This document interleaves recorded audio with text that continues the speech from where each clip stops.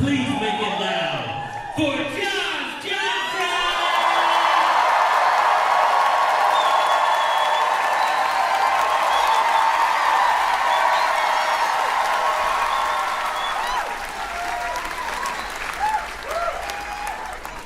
When I was a kid, our class had a bully, and I'm just gonna call him John, right? And John, he bullied everybody in like a very run-of-the-mill way. Like this was very standard bullying, like slap the books out your hand, what's that, your nose, blow, right? And I think one of the reasons we let him get away with it wasn't just because he was a little bit bigger than all of us, but his voice changed first. And it changed so young, we didn't know what to do with that. Like, we didn't know that was coming for the rest of us. So then John would just walk up like, give me your homework. And I'd be like, that sounds like the devil. So, because I'm not equipped with holy water today, you gonna get this math homework. And there was another kid in our class, Reeve. And Reeve... I'm not gonna say he didn't have any friends, but Reeve had friends for like 20 minutes at a time because Reeve was one of the singular most annoying people I'd ever met in my entire life. It was almost to the level of a skill or a talent. It was absolutely insane. As an example, right? Reeve loved anime, and that's fine. I love anime too, but Reeve loved anime in a way that I didn't love anime because I at least know anime not real. Reeve loved anime to the point where he was letting it affect how he runs. Some of you know exactly what I'm talking about. Like he could never do anything regular. He had to do it anime every time. He could never just turn around. He had to be like,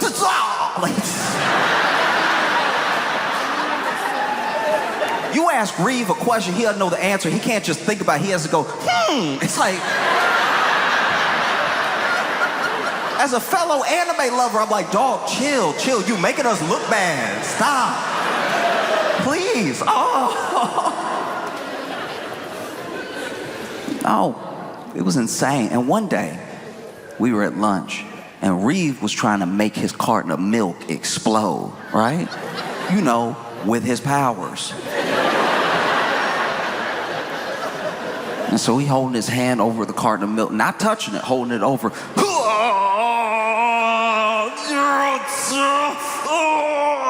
Nothing happening because it's not real. He finally gets so tired of waiting for the powers to activate that he grabbed the milk, squeeze it, drop it, and go, I did it. No, I did it. Y'all just didn't see it when I did it. But yeah, no, I did it. Ooh, I got it. Now, when he picked it up and he crushed it, milk went everywhere. And a lot of milk just spurted out and landed all over John. And John stood up, turned around, walked up to Reeve, towering over him, and was like, you got milk on me. We gonna fight later. And never before in my young life had I been so excited for violence. Because as word spread, people were taking sides. They were like, no, John gonna kill Reeve. And we're like, no, Reeve weird. I bet you he gonna scratch him to death. Like he has that X factor. We might be able to get rid of both of them at the same time. And so after school, we gathered around in a little circle in front of the two of them. They're about to fight, right? And John is like lumbering back and forth. And we knew John was strong, but he also, he moved slow. And he was moving slow pre-fight. He was just stalking back and forth like Mike Tyson in the early 90s, just like ready to do something terrible, right? And then on the other side of this imagined ring, Reeve is using his pre-fight time to power up.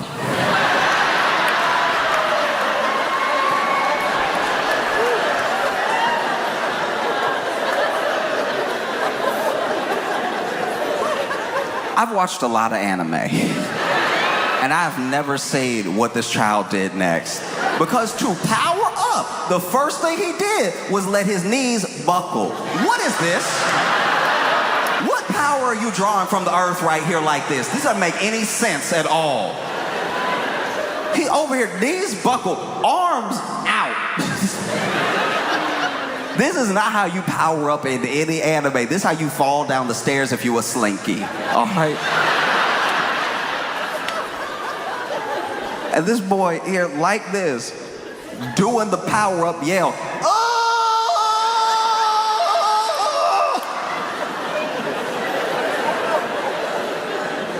And then the fight starts, and the fight starts with Reeve attacking John, right? Coming right at him, but he coming at him in the power-up stance. So he over, oh!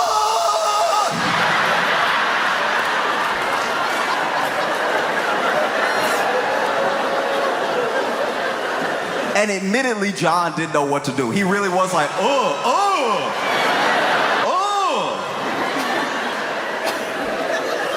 And so they start fighting, and kind of what we thought was gonna happen happens. John is big, he's strong, but he telegraphs all his punches, and he's slow. Boom, but he's missing, right? And Reeves attacks.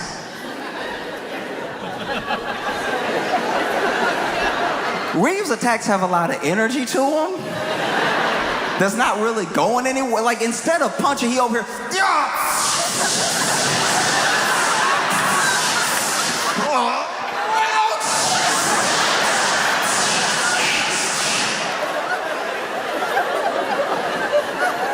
And so he's fast enough getting out of John's way, but he's not doing any damage. And so John over here punching air, and Reeve over here throwing air. So it's not really a fight. But I really was gathered around all those people, shoulder to shoulder, watching two of them go at it like fight, fight, fight, fight, fight. First time in my life. Fight, fight, fight, fight. So when I think about Elon and Trump, right? It's like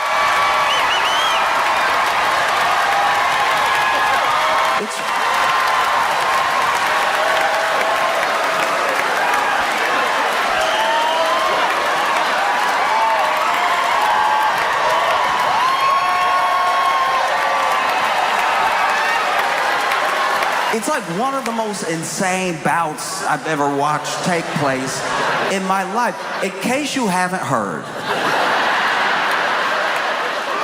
Elon and Trump are fighting. And it's like Christmas came early and twice.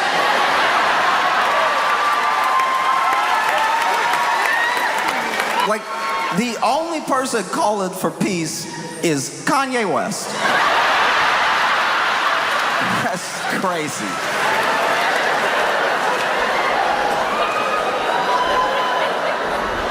It's crazy. And we knew that this thing was bound to happen, you know? Because you have to think of who Elon is as a person and who Trump is as a person, right? And it's wild because one, richest man in the world, one, most powerful man in the world and everything, but they had a shaky alliance from the start because I don't think we gave Trump in the moment enough credit for how nice he was being to Elon. He was very nice to Elon. You know? Because Elon, weird.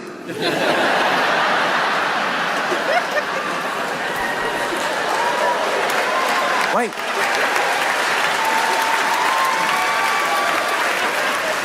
Elon weird, and Trump didn't say anything about it the entire time, acting like he didn't see it. Like, that's not who he is as a person. Trump is a natural bully. Like, that's what he does, you know?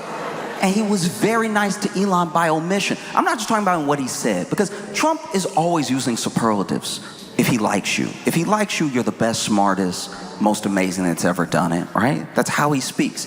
But he was nice to Elon by what he didn't say. Because you got to remember, Donald Trump is the same man who roasted the supreme leader of North Korea to his face.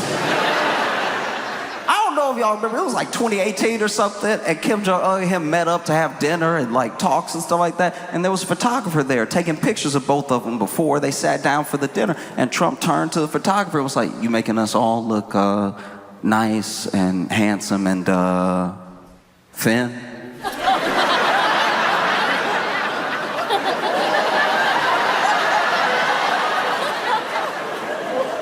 A lot of people think Kim Jong-un doesn't speak or understand English. He understands English. He consumes a lot of American media. And Kim Jong-un was even standing there like, did he?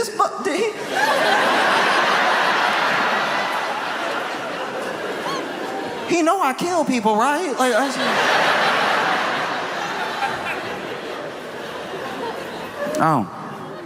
that same guy was very nice to Elon. And he was nice to Elon by omission because Elon jumped in front of Trump. You saw the jump.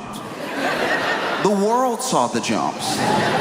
Trump invited Elon on stage, and Elon walked on stage like,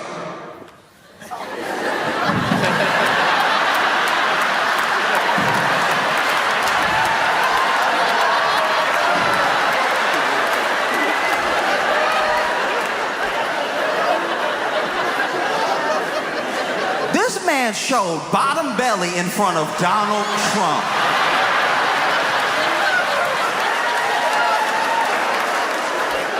This grown man showed full belly button, broad daylight in front of Donald Trump, and Trump said nothing.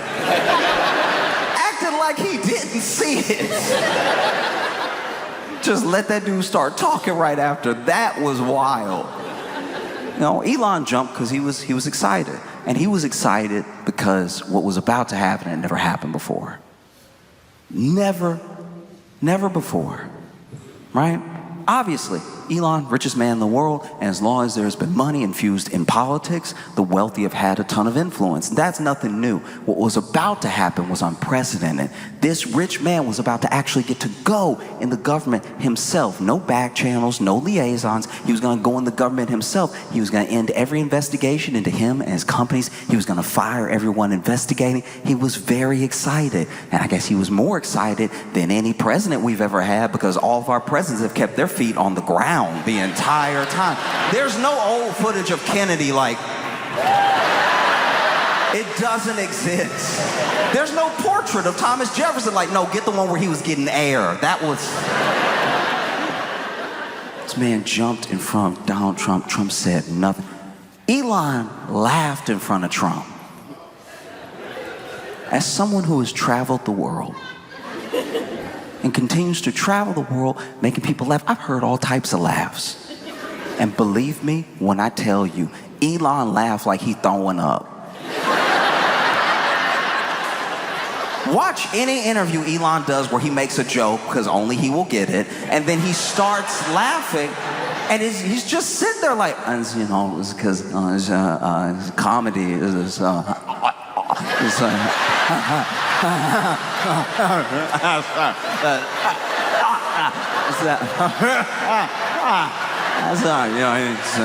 funny with jokes.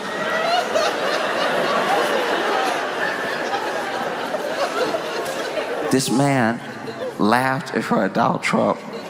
Trump said nothing. Elon danced in front of Donald Trump. Elon danced like... Elon danced like he gotta look at each body part first to give it permission to move. Like, it is truly that he'll be there.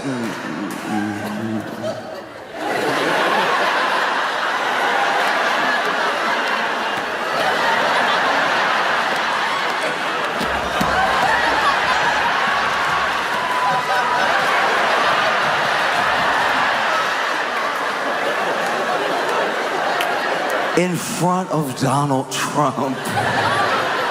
And Trump didn't say a word. That's like sitting Eminem down in front of a yacht going 40 knots, holding 30 thoughts who are each holding bulbs that are 20 watts, and he can't rap about it at all. That's his whole thing. It's wild that he's not saying anything. He is being very nice to Elon. And I knew it wasn't gonna hold. Everybody knew it was gonna fall apart. We didn't know when, but we knew it was a short-lived alliance. And it was short-lived, in my opinion, for two reasons, all right? The first one is that you cannot ever watch someone treat everyone terribly and think that that doesn't mean they'll do the same thing to you under the right conditions. You know what I mean? And I should be clear here. I'm not talking about someone who has a bad day, someone who's in a bad way at the moment. We're all human. People have bad days. I'm talking about someone who, by and large, treats people terribly, but is nice to you. It's only for right now. As soon as you're in the position the other people are in, they'll treat you the same way. And if you don't think so, you're a fool. And both of them, without exception, think that they are the exception. Oh no, I've seen him scream at everybody and, treat them like trash. It won't happen to me though. All right? One has the most money in the world. One has the most power in the world. But neither one of them have respect for anybody. And the three things that men like them seek, and I think that they seek them because maybe they're the only things that they care about, or maybe they truly believe that if they get these three or enough of them, everything else will fall into place. But men like these men are obsessed with money, power, and respect. You can't have all the money in the world, you can have all the power in the world, but a lot of people conflate fear with respect. And they're not the same thing. You can be afraid of what someone could do to you with all of their money. It doesn't mean you respect them. You can be afraid of what someone can do to you with all of their power. It doesn't mean that you respect them. And you know it because as soon as the money is gone, the respect is gone. As soon as the power is gone, the respect is gone. And there are plenty of people. There are plenty of people I've known growing up in my life, men that I looked up to who did not have any money. And they didn't have any more power than enough to control themselves, but I respected them because of how they treated people, how they carried themselves. And respect is the one thing, one of many, that can't be bought and it can't be forced. And neither one of them really get that. And they don't respect anyone. So eventually this was gonna come to a head. And I knew it was starting because Elon truly believes, he's even said so, that he bought Trump that election. He spent $250 to $280 million in the election. He believes, look, you lost the last one, you won this one. I'm the difference, I'm the deciding factor. I got you that election. And you're not gonna convince a man like Donald Trump that you got him anything. He's like, that's my base, those are my voters, they like me, they don't like you. You didn't get me anything. I'll gladly take your money, but you didn't get me the election. I got it myself. That was always gonna be a sticking point. And so then Elon took that belief and he took it to a local race in Wisconsin, right? And he was even doing like little $1 million raffles if you vote for the person who wants you to vote for. It was very confusing how it worked. Like I didn't get it at all. And he even went to Wisconsin, was stumping for this person, was there in Wisconsin. And then the candidate that he backed lost by double digits. And it's because people see how much money he has. He's the richest man in the world, but they don't like or respect him. He hurt that candidate by being there and by doing those raffles. It would be like if someone came to you, and let's say in this scenario, you're working and you're doing all right, you're getting by, and maybe sometimes it's paycheck to paycheck, things get rough, right? But someone comes up to you and they're like, hey, you just won the lottery. And you're like, what? I didn't even enter. Don't worry, we got you. What? How much did I win? $1 billion. Going from paycheck to $1 billion. That's crazy. And you're like, there's got to be a catch. I didn't enter any lottery. What do I have to do? And they're like, that's simple. You just have to hang out with Elon for the rest of your life. And at least based on what those people did in Wisconsin, they were like, you know what, actually, my job at McDonald's is perfect. I really like being customer facing. I like the rapport I have with my coworkers. Just keep that money and him away from me, please. Because he could not buy the race, because as much money, don't get me wrong, $1 million, ton of money. That's a ton of money. And people have done way worse for less, but at a certain point, people reach their breaking point. And they're like, no, I have enough respect for myself, I have enough respect for my community, for my state, to not just vote this way, just for some money from a guy who I know is a bad actor, you know? And once that happened, I knew it was probably up for Elon. Because he lost that race. He hurt that candidate by going there. And if there's one thing Donald Trump hates, is a loser. And you could see some of the shine wearing off of Elon. Because initially, when the administration started, they protected Elon heavy. Anybody said anything about him, anybody did anything, they were on it like that immediately. But then Elon started getting on people's nerves. You know, initially, when they won, somebody would ask a question, they'd shut it down to the media. Elon is a patriot. He's helping clear this government of waste, fraud, and abuse. You leave Elon alone. And then people started to rebel against Elon specifically through Tesla. Tesla's stock started plummeting. People stopped buying Teslas. And then people started vandalizing Teslas. They started blowing up Teslas. And then Pam Bondi came on the news and was like, if you vandalize a Tesla, we will find you. We will prosecute you. They were helping Elon a lot. Trump even turned the front of the White House into like a dealership for a day. And he had Elon there, right? They were doing their best to help Elon. But then, as you saw the months go by, they started mentioning him less. You started seeing them together less. You could tell this thing was waning. And then, how I know that they had stopped protecting him, his 130 days was up as the Doge, like, daddy or whatever. Like, I don't know what this job is. Like, depending on who you ask on what day, he's like an advisor, but he's the leader, but he's not involved. It's like, it's all very weird, but he can only do it for 130 days because as America, we only have like 3 laws left, and one of them is that you can't be in a made-up position for more than 130 days. And so it was like time. And so it was time for him to go, right?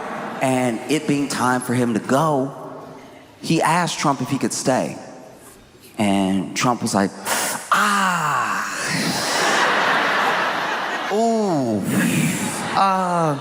dang, man. We only have so many, like, bathrooms in here. Like, it wouldn't work, you know? I imagine Trump had the reaction that you would have if the worst person you know asked if they could live with you for a little while. Just like, oh, dang, my place just flooded just now. That's right when you asked me too. That's crazy. I know we're not there, but I can feel with my bed underwater. Like, it's just a thing I have. So you should probably find somewhere for both of us to stay, because I need somewhere to stay too. Find a place for both of us to stay and you just stay there. That would be great. And so Elon, shows up for his last day at work, and the president is in the Oval Office with him, honoring him, giving him a key to nowhere. And one of the ways I knew they had stopped protecting Elon is because there were like 2 publications that came out, one the day before he left Doge, one the day of, and both those publications from like high caliber written journalism basically said, headline contents were basically, did y'all know he was a crackhead? Like, he been a crackhead. That's crazy. Elon a full crackhead. I had no idea. They were listing the drugs he was doing. They're like, he does cocaine, he does mushrooms, some hallucinogens and everything, ketamine. Horses can't keep up with Elon. Like, he really out here a full crackhead. That's wild. And then, to prove the doubters the detractors, what Elon would call the full-blown liars, wrong. He showed up to the Oval Office for his last day of work, higher than his rockets go. This man was in the Oval Office standing next to the President of the United States, tweaking. This man was over here hitting the... He looked like he arguing 5 minutes into the future. It was wild to watch. This man over...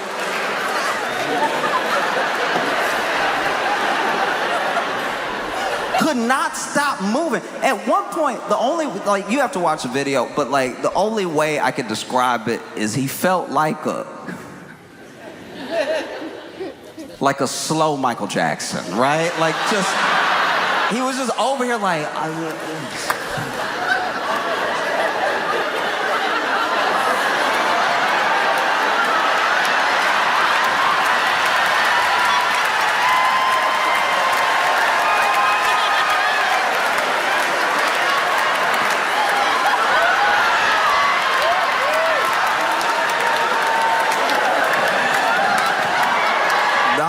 it was insane.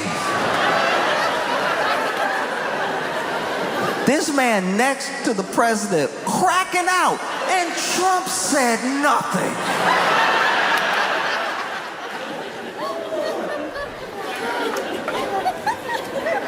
And then he left, you know.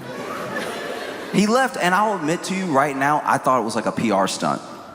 I really did. I thought that he was leaving, and then he'd just keep running Doge in the background, and this would take some of the heat off of him. Now you wouldn't think of him so directly. People wouldn't attack his businesses so hard, because in the time that he entered politics to present, he's lost somewhere around like $100 billion or something like that. And it's all like a valuation thing. It goes up and down, but you could see that at least the boards of the businesses that he was on are genuinely worried, even if he doesn't care. So I thought he was gonna leave politics for a little while, keep working in the shadows. Maybe the stock would go up a little bit, but nothing would really change. And it turns out that was not the case.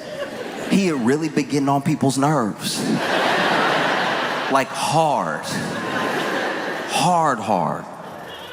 And you saw it with Trump. They used to always, be talking about Elon, mention him, to not mentioning him at all.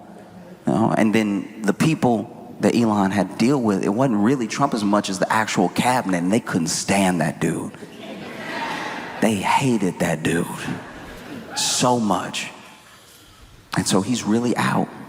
And you hear reports, now this stuff is all hearsay, I don't know if any of it is true, but apparently he was having shouting matches with Marco Rubio all the time. All of these cabinet people that Trump got in, Elon has had a spat with most of them, right? Scott Bessent, apparently him and Elon almost got in an actual fight.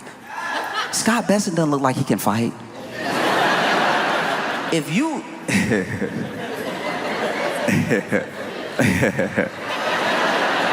If you don't know what Scott Bessent look or sound like, just imagine if like printer paper came to life. Like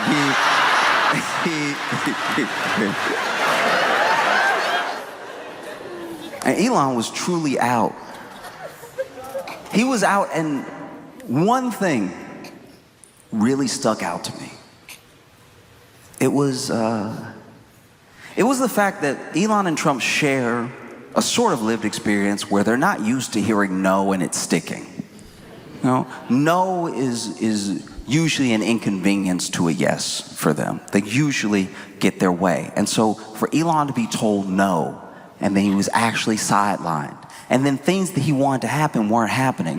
He wanted some dude that he recommended to be the head of NASA. Trump said no.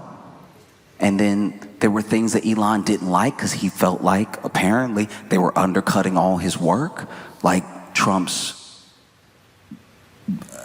big, beautiful bill it's named the Big Beautiful Bill because imagination. And Elon has hated that thing, I guess, for a while. Just the idea of it. It's almost universally despised. Democrats obviously hate it. And Republicans also hate it, but for different reasons. They don't care that it's like gutting, programs and whole agencies and that we're all gonna die. They don't like it because it raises the deficit anywhere from $3 to $5 trillion, right? And so it takes about 4 or 5 days. And then Elon tweets. He's like, I can't stand it anymore. I cannot stand it anymore. This bill is a disgusting abomination. And everybody in the House that voted for it, you did wrong, right? And Trump said nothing. I was like, did he find God or something? Like what is happening? This is not the dude we know. He attacks those who attack him. And he's finally asked about it. He's asked about it in a press conference, and they tell him exactly what Elon said. He's like,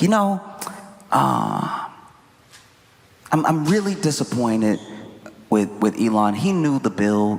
He knew it better than some of the people that voted on it. He knew this bill, and he knew it was going to be cutting, his electric vehicle credits like that. Maybe that's what he's upset about. I have no idea. But in case you don't remember, I was very nice to him. That dude showed up with a black eye. I didn't say anything. Because he did. Elon showed up for his last day of work, high and with a black eye that Trump just fully let go. He didn't point at it, didn't motion to it, nothing. Was very chill about the black eye. And then, in the Oval Office, these are some of, not all, but some of the top journalists in America. Obviously, they have questions for Elon of what his plans are. Now that he's leaving Doge, he's going to spend all his time on his companies. They have plans to ask Trump questions about what he's going to do with Doge now that Elon is gone. What's the future of it, right? But these top journalists, the first question that I at least saw them ask was, what's wrong with your eye? Like that's... Nobody gonna say nothing? Like his eye. And then Elon was like, it's actually like a funny story. I asked my 5-year-old, my 5-year-old little ex, I told him to punch me. We were Ralph Hussein. I told him to punch me, and he punched me. I got a black eye. It was actually, he's strong for a 5-year-old. It's kind of funny.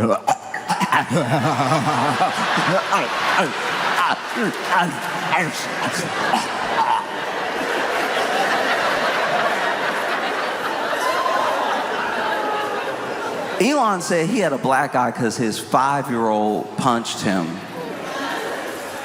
That's a crackhead story if I ever heard one. That is a full crackhead lie. You must have the most synthetic skin known to man if this 5-year-old is out here dodging and giving black eyes. And so Trump was like, look, maybe we'll go on to have a great relationship. Maybe we won't, because that's the thing. People come in here with us, they like being here, and then when it's time to go, they either embrace it or they lose their minds. You can tell who broke up with who by how people move after a breakup. You know what I mean? Because while Trump is talking, Elon is tweeting. He's tweeting, and it's a lot. This dude goes all the way back to Trump's old tweets from like 2013, 2015, where he's like, I can't believe what they're doing with the spending bill. This is such irresponsible spending. If you have this much of a deficit, you won't have a country. And he's going back and showing all these old tweets, and he's quote tweeting them like wise words.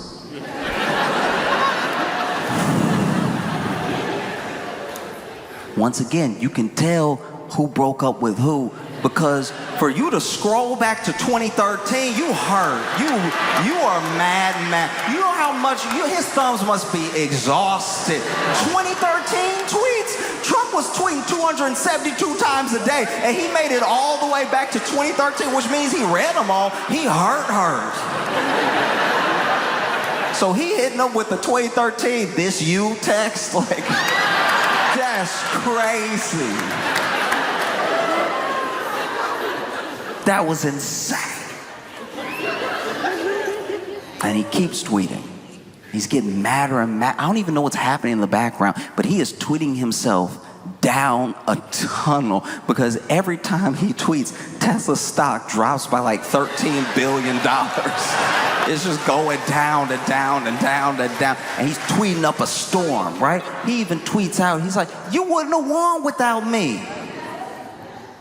Okay, if it hadn't been for me, Republicans wouldn't have won the House. The Dems would be in the House. The Dems would have the White House, and you'd have a slim majority in the Senate. You ungrateful. Keeps tweeting, keeps tweeting, keeps tweeting, getting more and more upset. I don't know what's happening in the background, but this man is getting more and more pissed off.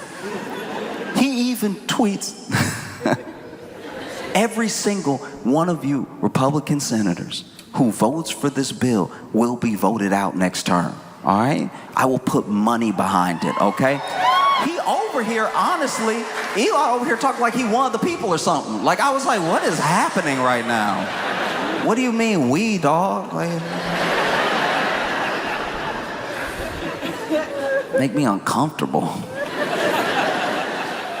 But he says it, and then he said, oh, he's getting madder and madder and madder. And then he tweets out threatening Republicans specifically. He's like, look, here's the deal. Trump's gonna be the president for 3.5 more years. I'm gonna be around for 40. That must have sent chills down your spine if you were a Republican senator, any Congress. But Trump is gonna be president for 3.5 more years. I'll be around for 40. You could hear the threat in it when you read it. Trump is gonna be president 3.5 more years. I will be around for 40. And I was sitting in my room like, not on crack, like not on crack. Like that's not, you must not know what crack is. Like that's not nutritious at all. The crack is not good for you. You should not have crack. Be around for 40. All right.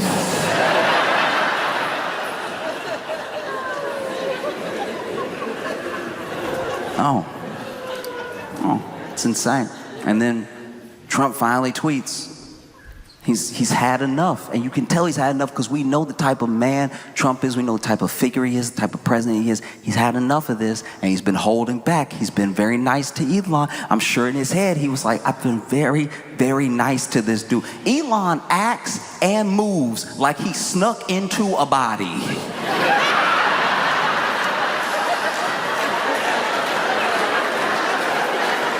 And Trump didn't say anything. Trump is over here like, I didn't mention the jumping, the laughing, anything. This man blew crack smoke on my shoulder, and I was very nice to him. And so then Trump tweets out, he's like, hey, yo, one of the easiest ways for us to save billions and billions and billions of dollars is just get rid of all of Musk's government contracts. That would do it quick. And then Democrats were like, do you mean it? Or like, are you just mad or you mean it? All right, I was just asking. Okay.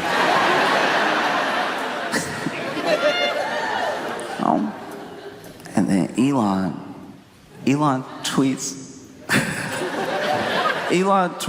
this clip that is him and Trump in front of a Tesla in front of the White House, and the quote for the tweet just says, remember when? I was like, oh, he hurt. Oh, he must be sick right now. I've been broken up with most of my life, but I've never hit somebody with a remember when. So crazy. Remember when? And then Musk tweets again. He's like, hey, since Trump wants to threaten my government contracts, how about SpaceX just goes ahead and disassembles Dragon whatever ship right now? And that would be all well and good, except there are 4 astronauts in the International Space Station right now that are probably floating like, what did we do? Like that's... I'm not in this at all.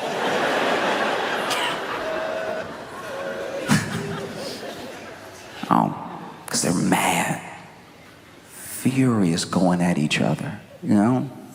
And then, I don't know what pulls the trigger, you know? Trump tweeted one more time, and it still felt very reserved. It felt very nice. He was like, look, I don't care if Elon turns against me. I want the big, beautiful bill passed. He can just deal with it. Let's get this legislation done, right?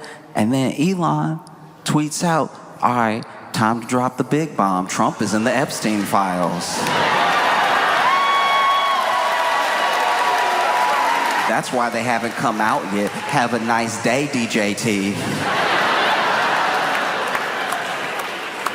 You can tell who broke up with who, because the person that gets broken up with is the one that tries to ruin your life and tells you have a nice day in like the same breath.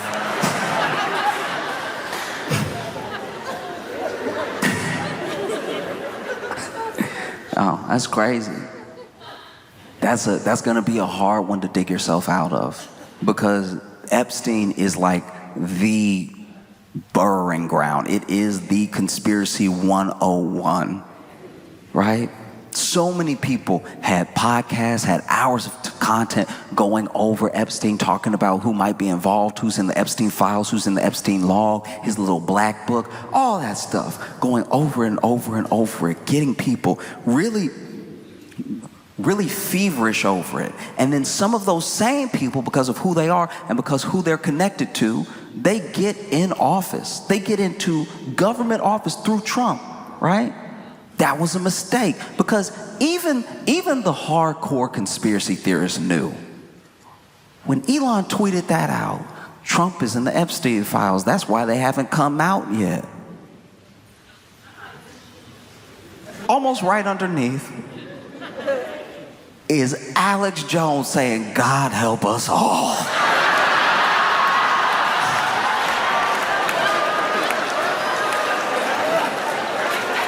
Elon done got Alex Jones press.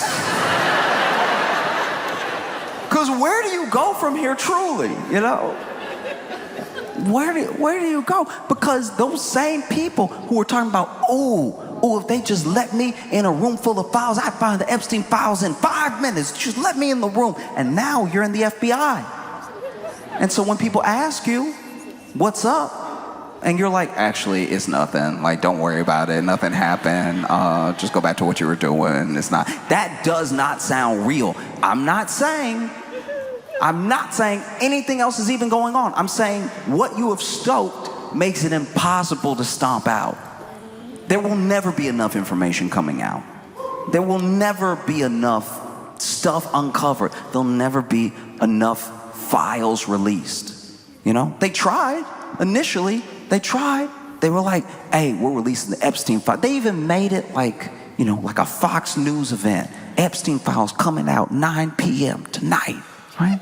And when they released it to a lot of these like blue check conspiracy theorists, Twitter influence. I don't even know what it's called, but they released it to them. And those people were on fire. Those people were pissed.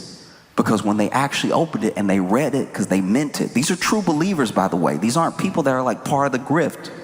They're reading it and they realize that everything in these things has already been released already.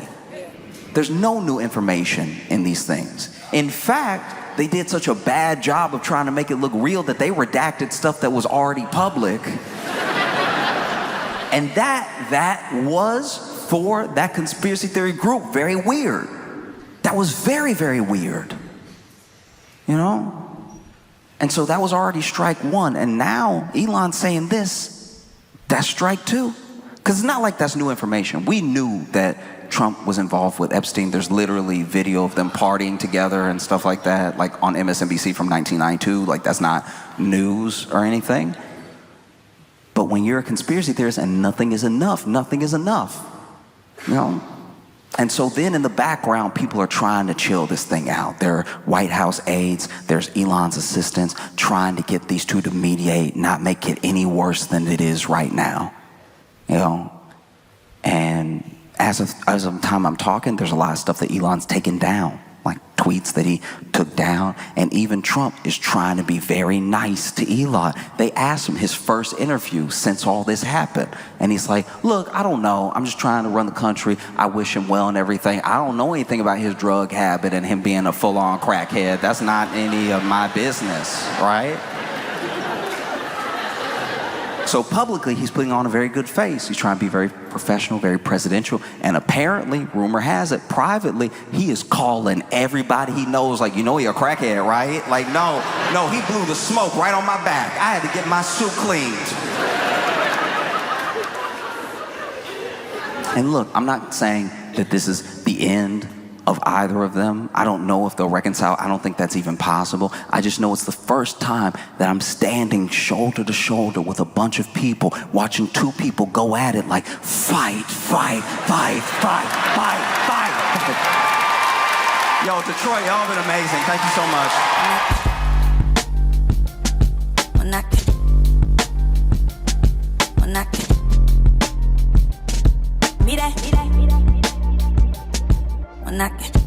You seen your headline on The Daily Show. You see them all over YouTube. I want you to put your hands together. Put your hands together. Put your hands together. Give it up for Josh Johnson.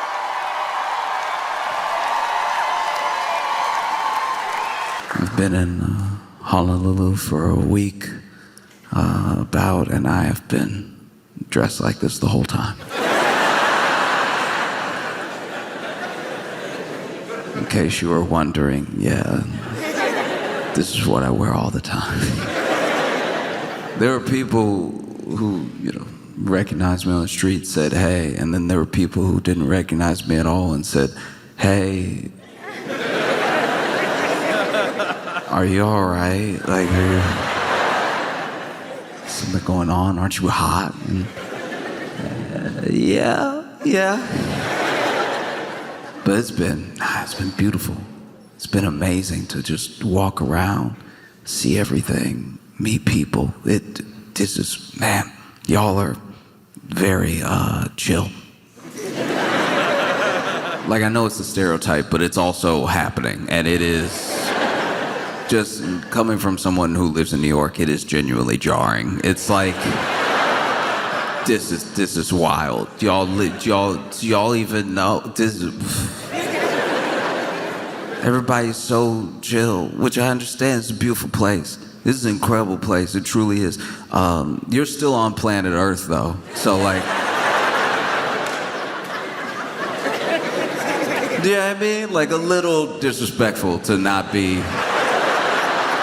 freaking out a touch more. Yeah, I mean, it's charming, but only to a point. It's genuine. Y'all live, even here is so beautiful, but also this is dangerous too. Y'all don't seem bothered at all. This is active volcanoes.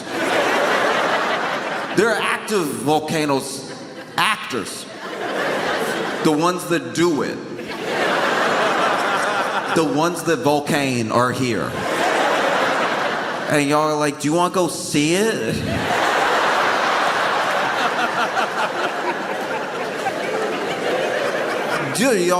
Because it might do it. Wouldn't that be crazy if it did it while we were there and then we saw it do it? Yeah, it would be crazy. It would be insane. No, I think I'm good. I think I'm good watching from the comfort of my TV. It's like, no, you gotta go to witness. It's like, you don't have to be a witness to everything. Sometimes you could just hear a story and it's fine. Active volcanoes. No one's bothered. No one, wow. I've been places where nothing was gonna happen and they were freaking out more. Do you know what I mean? Like, I have friends in San Francisco. And those friends in San Francisco, like, any day now, we could slip into the ocean. We could just break off. We just snap like a Twix. We could just.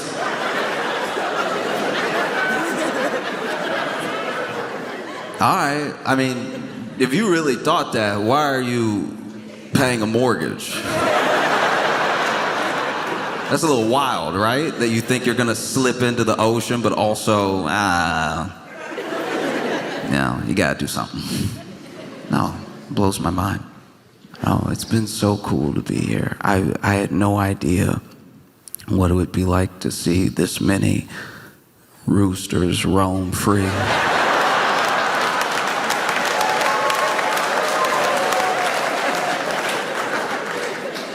Look, you're gonna have to be patient with me, all right? Because I didn't know. There's a lot I didn't know. This trip has been teaching me a lot I didn't know. I didn't know most things. So I get here and I see a rooster, but I'm like, oh, he probably got loose. Like I hope somebody find their rooster. I'm like, oh, because I hate to see, you know what I mean? Like, I hate to see like a lost pet or animal companion just out in the wild like that. And it was walking on pavement like it owned it. And then I heard like a rooster, and it wasn't. I really thought, this is how you know I grew up on cartoons. I really thought they only made noise like in the morning. I was positive that was like the nature's alarm clock. I didn't know they were like dogs and they could just go whenever they wanted. So now I'm waking up and like, I'm not saying I hear a rooster every time I wake up. I'm just saying like I wake up and because of the jet lag, I live in New York. So because of the jet lag, I'm waking up earlier, just naturally than I would otherwise. And so I'm waking up and then you might hear a rooster at the time that I wake up because it's very early. Like the sun is not out yet, right? And then the sun is out. And then I'm walking around and I hear a rooster again and I'm like, that can't be right. I'm positive that's not right because I know it's been all day today. And far be it from me, like whenever an animal is very good at something, I try to just trust that. Like I understand the groundhog thing, we kind of made that up, that's not exactly right, but I still check to see what the groundhog said, right? Because people used to go off of it. Now with the roosters seem completely unreliable. I understand this is the rooster's whole thing, but I will go ahead and start looking for myself. And the way that y'all just don't even acknowledge them,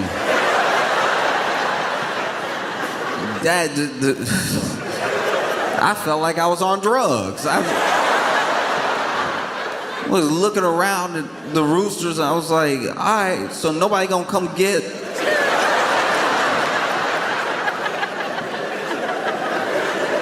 You try to call animal control of the roosters and they hang up. This is very upsetting. Why would you?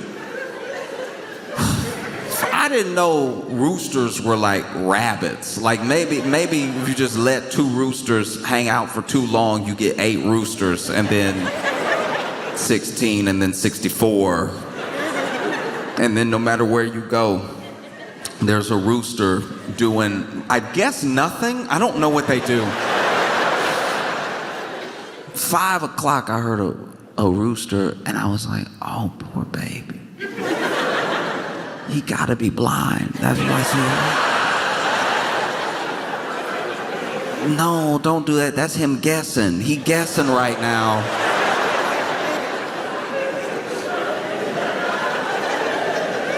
And then I realized I was completely off base. They don't just stop making noise because of the time of day. Wow.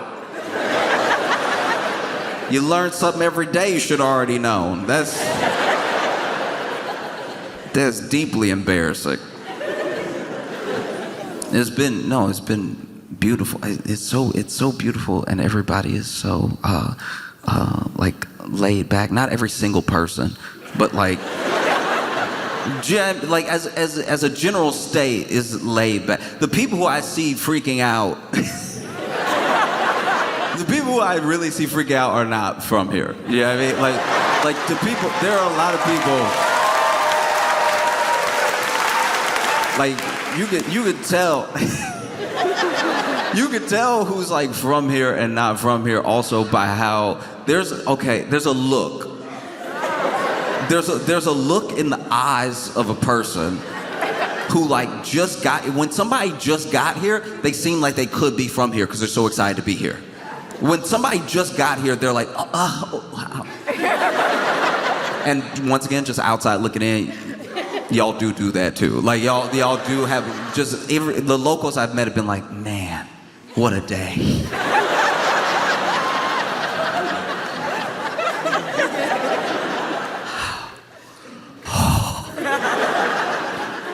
And then the last day hits. It's time to go home, and you can tell it's a different look on their face. Their eyes different because they finally got the bill from whatever.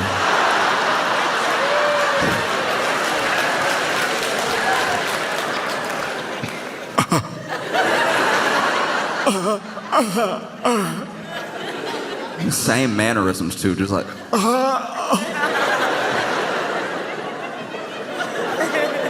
Oh, but it's been beautiful to just walk around and see so many people that know how to swim. That is.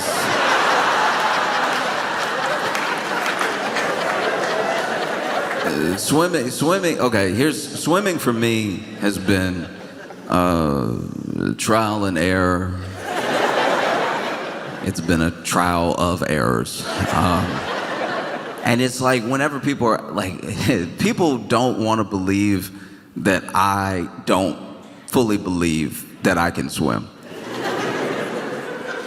I'll talk to people and they'll be like, yeah, but you could like swim to save your life though, right? And I'm like, I don't want to find out. I feel like that's one of the main reasons I stay on land is because I'm not sure. What a test. What a test.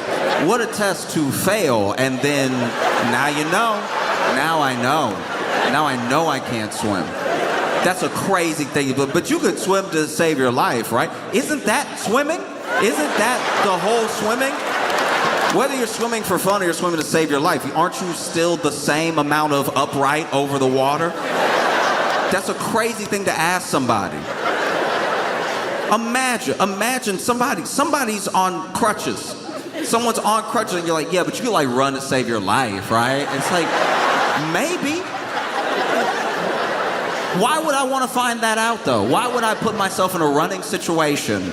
Why would I on crutches walk up and slap a bigger man than me? Just to see if maybe, who knows? It might be like having 3 legs, having these crutches and being on 1 foot.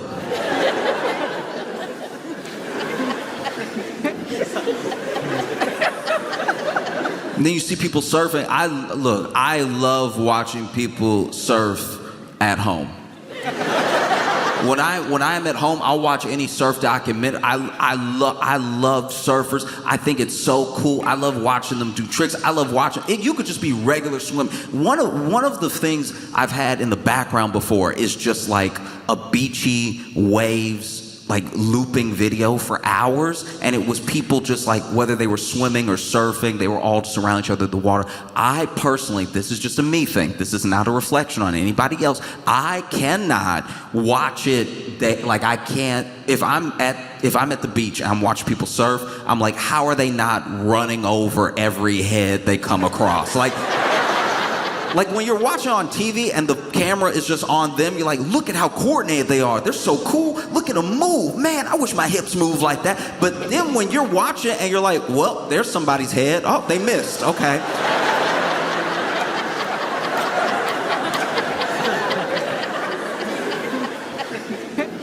I watched my friends. One time I went to a beach with my friends. My friends went swimming and they came back and they were like, you sure you don't want to get in? And I was like, you keep asking me if I could swim to save my life, but then also ask me if I want to get in. I think I'm good. I'm good on the beach right here where it's level, where if I drown, it's my fault. But but you're over there having a great time swimming. Yay, backstroke, everything. You didn't even see. There was a dude surfing around. You almost died 3 times. I saw it. He almost ran you right over. I don't even know how that would work. It doesn't even, like, here's the thing. I don't know how surfing works. You're about to find that out. But, like, it doesn't even seem that bad if you got, like, ran over by a surfboard in the water that was past you until you get to those 3 teeth in the back. Like, that seems like it would hurt. Like, because I'm not saying the board's going to hit them in the head. I'm just saying they're, like, coming up at the same time as somebody's passing, and everyone is so fluid with it. That's stressful. I know it's a gorgeous dance, but I'm watching this dude, just one twist of his ankle, he could have taken out 2 people right there. So you see the big waves that people surf on, right? Those huge waves that people surf on, and then they're coming down from the wave. I don't know why, maybe I was never paying attention in the movies or in the competitions I'd watch on TV, but there's people in there. That's crazy. Why isn't that a sport? That seems like it should be a sport to get in the middle of the wave and not drown. You'll see these big waves, and then there's people surfing the wave, and then there's just a guy in the middle like, did he even mean to get in? That's too much going with the flow. I'm already worried about flat water. If I got caught in a wave, I can't even fathom. If I got caught in a wave and started shooting up, I already can't swim. I can't also drown up.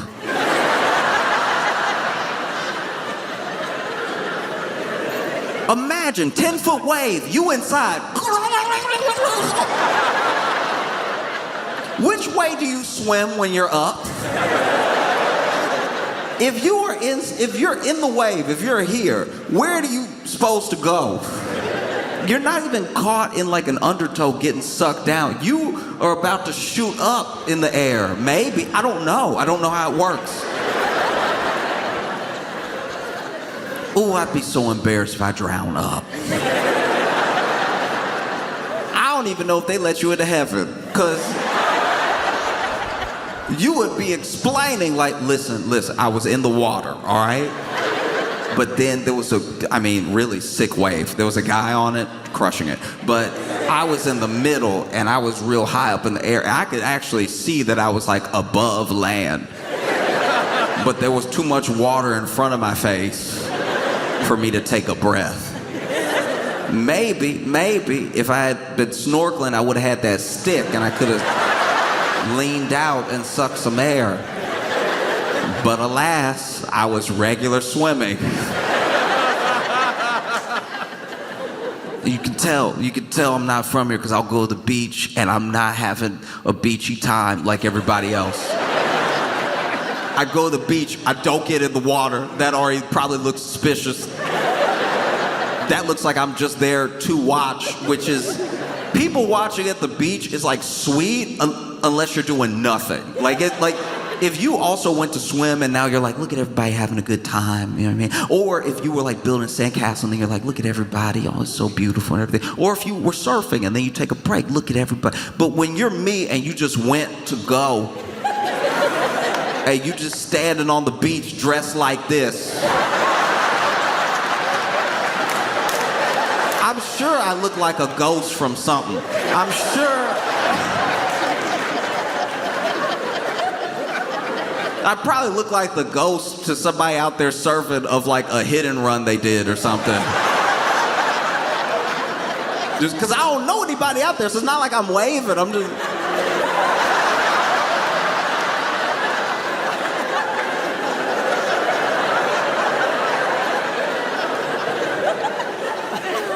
No.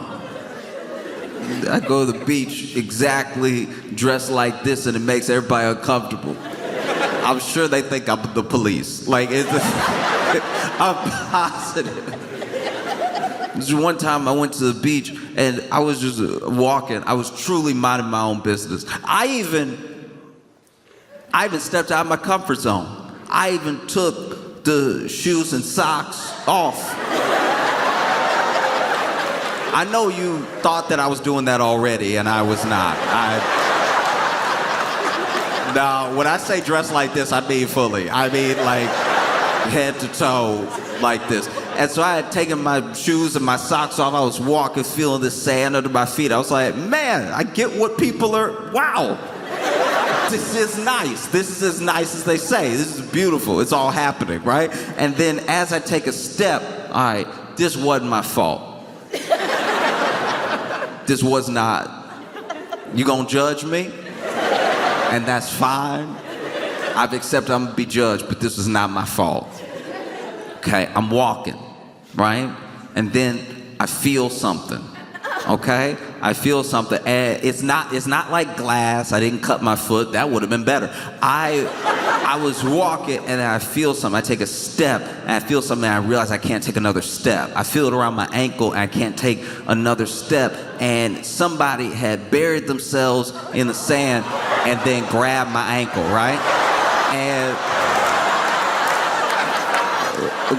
grabbed my ankle, right? And so grabbed it good too. Like this is crazy. This is the most Mad Max thing I've ever seen in my life. Already buried in the sand, but then grabbed my ankle, and I turn around and I see a hand and nothing else. And so I'm like, ha, ha, ha! I scream, right? I scream, okay? And so I'm walking, grab my ankle, I stop, I look, I scream. All of this very reasonable so far, right? All of this is on the other person. Okay, so then I try to pull away. I can't because no quad strength, I don't know. But like I can't pull away like I want to. And so then as I try to pull away, I try to pull away twice, and this is still out of panic. I still don't even know what's happening really. I just know that there's a hand around my ankle and there's nothing else, right? And then I finally turn around and see the hand and keep screaming. So I have screamed for too long now, right? Like I should have processed what was happening. So then out of fear, I start stomping the hand off my other foot, right? So it's right here, and I'm right? So I stomp a while. Now, to be fair to me, they did hold on, all right? So then I'm stomping. Then they sit up, right? They did sit up, which should have clued me into exactly what was happening, but in the moment only did terrify me more. So then I went from stomping the head, and I did kick them in the head, okay?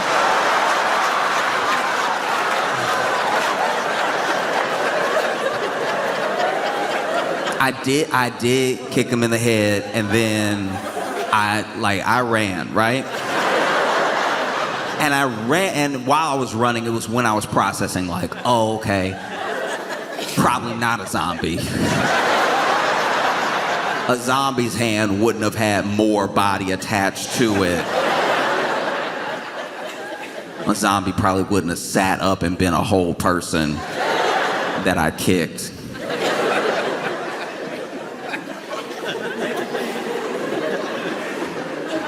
Also wild to do to a stranger. If it had been my friend, they still would have got their hand stomped, right? That was anybody. But then when they sat up and I was like, more? No. So I like the beach. I like it for all of you. I like the beach for everyone who likes going to the beach. And I'll go to the beach and I'll watch you have fun, but that's where it ends for me. Never taking my shoes off again at the beach.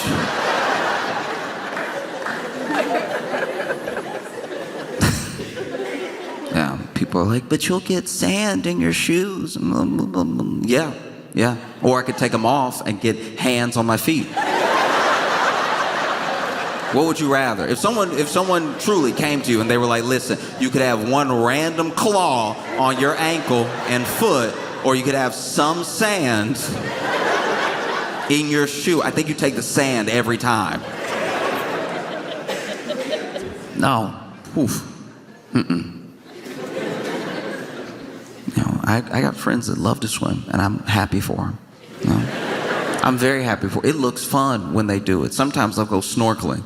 That's when you I don't know, almost drown, kind of. I don't even fully understand snorkeling because you got the tube. But you're not sucking any air. It's not scuba diving. You got the tube, but then what's the tube for? Because you're just gonna exhale. You could have just done that through your mouth. I don't know how to do it. I'm sure I'm wrong. I'm positive I'm wrong, but I'm saying when I saw it, when they went under, I was like, you don't need that around your mouth. I hope you don't suck in, because that's gonna be water. That's wild that maybe you don't want any bubbles in your face? Is that why you brought the thing down to up the side? Are you trying to convince the fish you're a fish? Is that the plan? No, if they see me breathing out of my mouth all human-like, they'll swim away. I want them to like me. I got friends that'll go scuba dive. Scuba diving looks very fun. That's when you try to drown. That's when you're I bet I can get lower. I bet I can get so low that even the water pressure is kind of affecting me. I didn't even know this. People who go that deep scuba dive, people who do the real deep stuff that look like it's from Mission Impossible. You know that stuff that's an action movie where they're you're gonna have to go deeper than anyone's gone before to see this particular fish. And they go down that deep and then they come up, then they gotta get in a tank so that they don't explode. I don't know how some people create a definition of fun. I've never been almost about to explode ever. And I've had a pretty great life. The idea you would go down so deep that now you had a tank. Tank was on you. Then you went down. Now you come back up and they're you need to get in a tank immediately. Which I believe these people are experts, but in my head I'm but if they came up, aren't they good? You would think, I don't know, it's you're already up here. So just don't take a deep breath, I guess. Just do some little ones. But then they got to get in a tank so that they level out, so that they can walk around again in not the ocean. Scuba diving just seems wild to me, because then you got the tank, and then they tell you how much air is in the tank, and you just gotta believe them. Nobody's ever been wrong. A tank's never been, because they'll be no, it's also on the tank, and I'm yeah, but you ever in a car and it says it's not on E, but then it does stop. And you're this needle isn't as precise as I thought it was. Which is upsetting for a needle. You would think as soon as it hits, because some people, I've been in some people's cars, especially those old cars too, where the needle hitting the E, I would even say it. I'd be driving with my dad, right? My dad would be picking me up from school or something, and I'd be oh, it's on E, just so you know. And he's no, we good.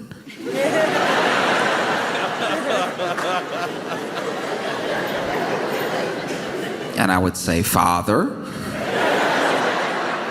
I know I'm 7, but from what I've heard, I know I'm not a driver. I'm not a driver. From what I've heard, E means empty. It looks like we're very close to empty and we're not already at home. No, we're good. It's gotta go past the needle to really be out.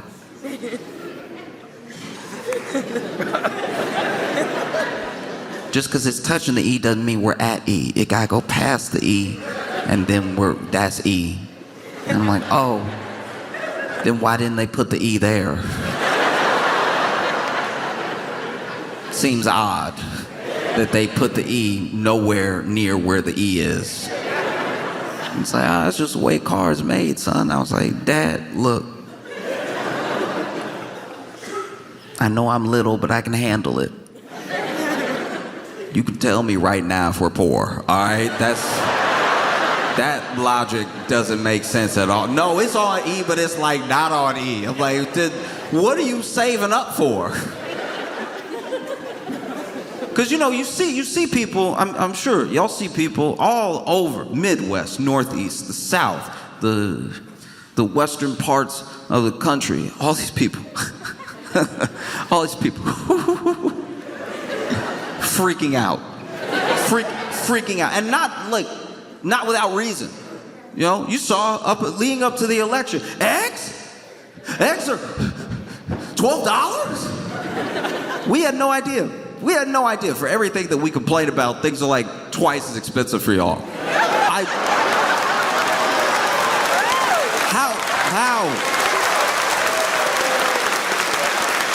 How are y'all not complaining every day? I can't believe that doesn't make you angry to see someone from Indianapolis be like, the apple juice was $6 before and it's $8 today. That doesn't seem fair or right. Meanwhile, here it's $22. And not only is it $22, there's one jug. Like even when you got the money, you gotta make sure you get there first. And still, how? And still, y'all like, with enough time, with enough patience, with enough elbow grease, you'll make your own apple juice. You just gotta...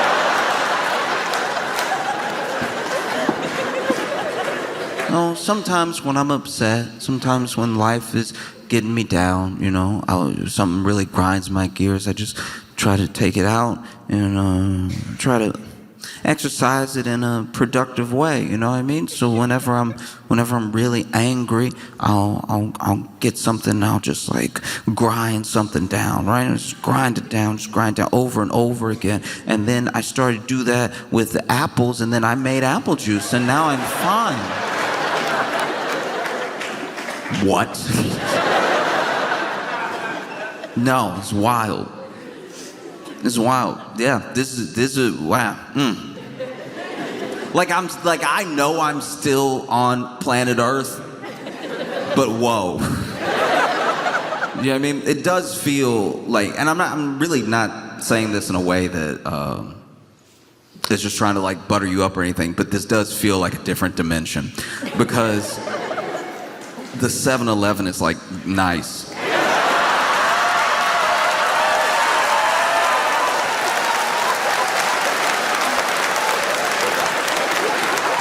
You need to understand. Like, even though you're clapping and you're cheering, I don't even think you understand what you're clapping and cheering for. The 7-Eleven being nice.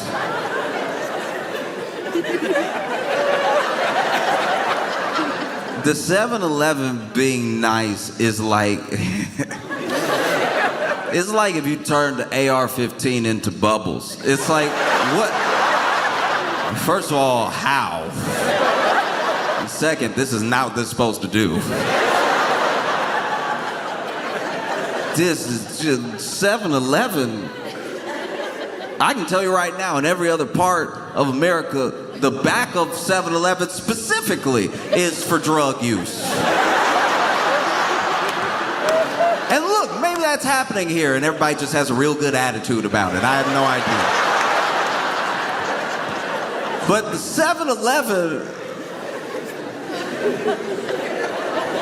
7-Eleven in New York, okay, so look, the 7-Eleven in New York, there was one, this is just an example of how bad it can get, right? There are some places where people who are in any way sort of down on their luck, truly unfortunate, truly having like a rough go of everything, will try to find some way. They need some money. They need something, right? And so they will hang out outside of 7-Eleven. And one of the things that some people do, especially in New York, is they will hold the door open for you when you go in. They'll open the door for you when you walk out, right? All in the hope that maybe if you have spare change or if you could get them something, that you will give them something for that thing. Let me try to do you this small service in return for something, right? Because they don't have anything, you know? And that's something that's like common practice in New York at plenty of places.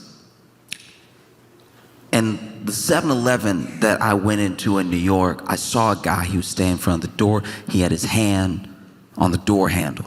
And I like nodded at him. I was like, hey, how's it going? And then I went to walk into the 7-Eleven and I hit the door. I hit the door because this man wasn't opening it for people. He was charging people to get in.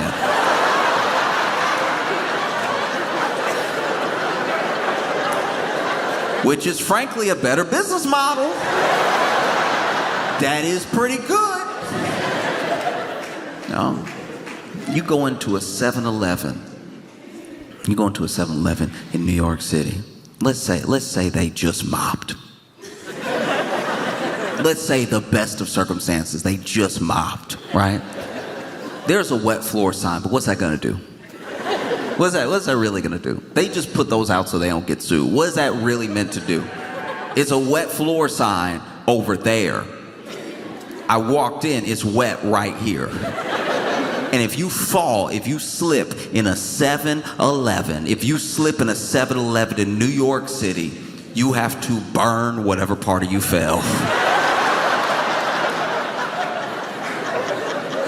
Because I know they mopped, but they didn't mop to clean it. They mopped to move around whatever was the reason for mopping in the first place. So if you walk in and you see that wet floor sign all the way over there, and you don't know that means the entire floor, everything in here is wet now, and you walk, whoa, and then you slip, and then you fall on your back, you will want to die. Walk into a 7-Eleven here. People smile.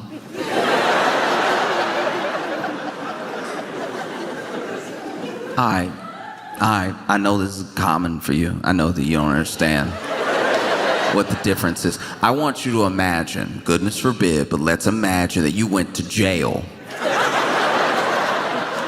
And when you got there, everybody smiled.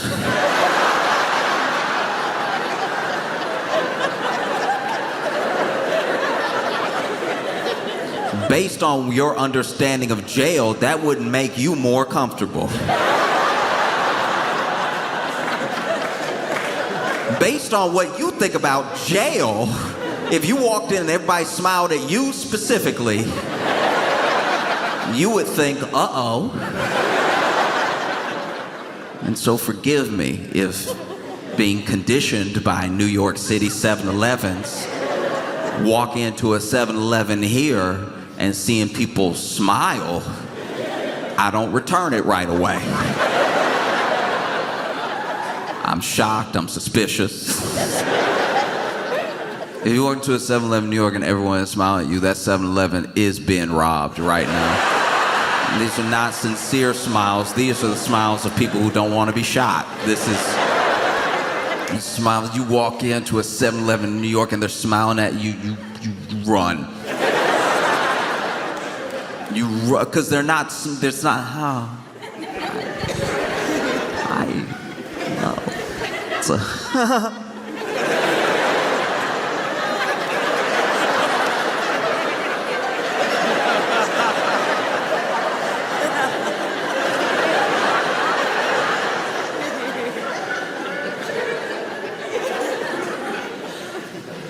no, people smile at you at 7-Eleven and they aren't even saying anything through their teeth.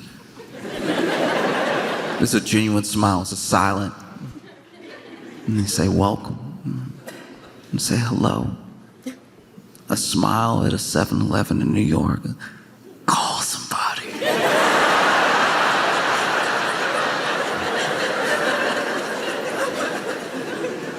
It's one with a gun.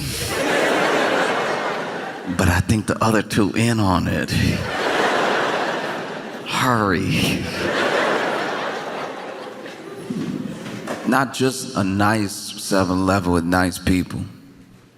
You got different stuff, which is unfair. You got whole flavors. You got whole flavors I can't pronounce. You go into a 7-Eleven here, and you gotta understand. I've only been to the 7-Elevens I've been to, so.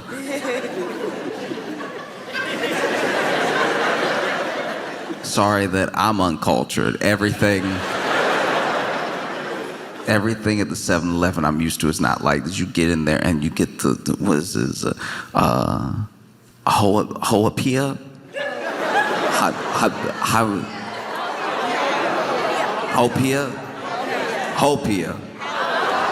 Hopia.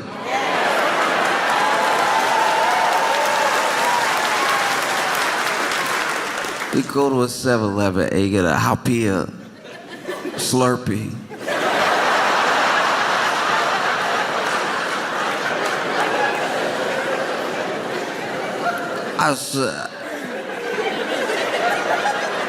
I saw the letters. And I was like,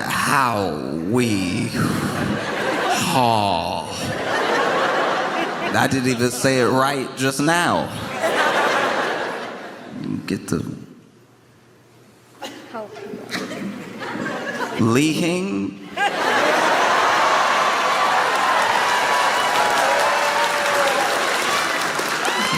These are flavors I'm not used to. I didn't know these flavors had come out. I'm used to going to 7-Eleven and getting some of the most dystopian Mountain Dew type flavors you've ever heard in your life. Just a color to a thing that doesn't exist the way that it says in the flavor.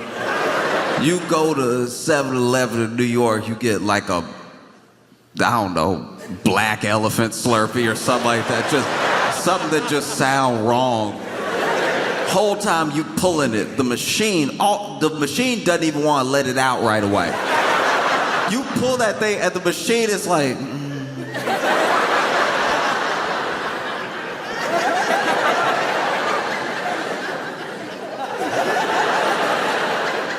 And then after a while, you hold it open long enough and the thing is spinning. Finally, the machine is like, if you insist. And when it hit the cup, it doesn't sound right. When they hit the cup, you're like, something hard inside, something soft. I know sounds. This is not all liquid. Not even all ice. Something, then y'all can put 3 rocks and 4 paper clips in here. I can tell from the way it's falling, because it falls with no integrity. It falls with no real consistency at all. How?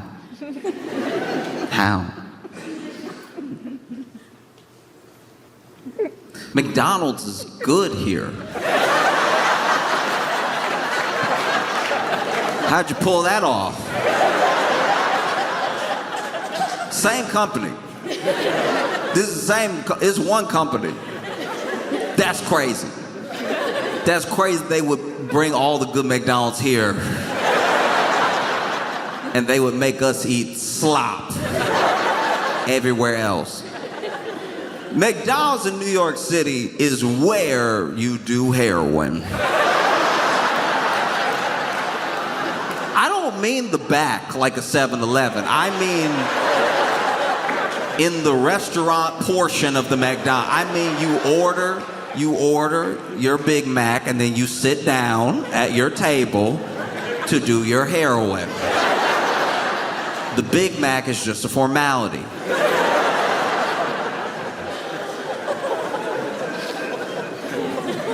It was crazy. I was in New York. I was going to a McDonald's, not by choice. My girlfriend wanted to go to McDonald's, and so we went into a McDonald's, and all she ordered was an ice cream cone, one ice cream cone, one cone with ice cream on it. You would think that there's no way the devil could get involved. It's one ice cream cone. It's ice cream. It's ice cream with a cone. It's simple. We've seen it a million times. It's not revolutionary. And they handed her ice cream with a cone. And before she could even take a bite, she felt something. And she turned the cone, and there was a Band-Aid. Unless we're having a nightmare, how? How do you just have them in the back ready to go? In case anybody thought they were gonna enjoy McDonald's in New York City?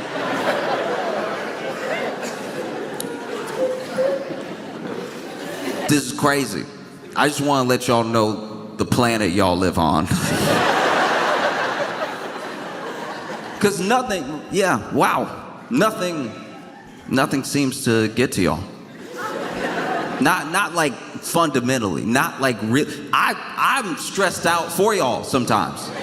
I don't even live here, but I remember 2017. I remember in 2017 when that fake missile thing.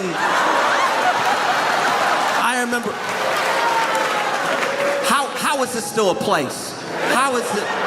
If that had happened in New York City, real estate prices would have dropped because we'd all be dead. Everyone would have. That's crazy. Imagine what was even said in those moments. You get that text, you finally turn to your spouse, and you're like, it really hadn't been right between us for a long time. And I want to get that out there, because I don't want to die with anything on my heart. And then 15 minutes later, you sitting there, look, everybody said stuff. Everybody said something that they meant but didn't mean if we were going to live. How? Wow. I can't imagine getting that message at work. You at work. You might not even like it here. You at work, and then you get the false alarm. You get the, hey, no, you're actually good. Hey, somebody pressed the wrong button. That blows that's how I can tell y'all are actually really good people. The fact that thing happened and so many bosses went unpunched. Y'all thought you were gonna die. And nobody punched their boss right in the nose. Nobody, this is it. This is it. Because the other message didn't go out right away. People thought they were gonna die for like 8 minutes or something. And that's if you looked again. That's like if you checked. You know, some people reacted the way I would react. There were some people that like found, manhole cover, jumped in, everything.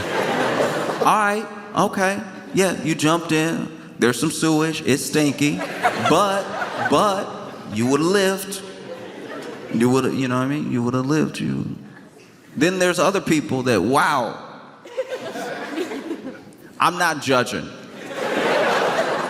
but truly no initiative. Like, truly, I heard stories from people that were like, yeah, it went off and I just finished my TV dinner. And,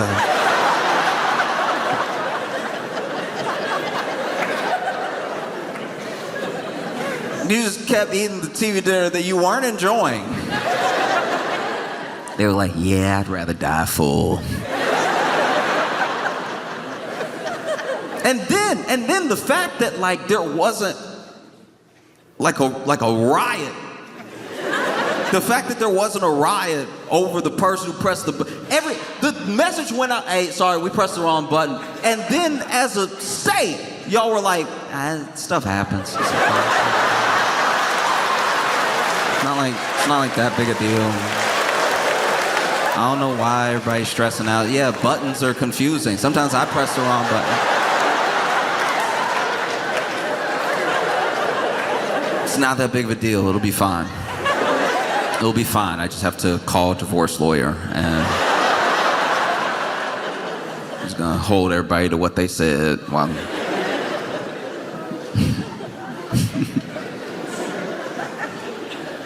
That's just not me. That's not me at all. I was in an elevator for too long one time. I told a stranger, I was like, listen, I want you to call this number. This is my mama, all right? In case I don't make it out, I want you to... We were stuck between floors 1 and 2.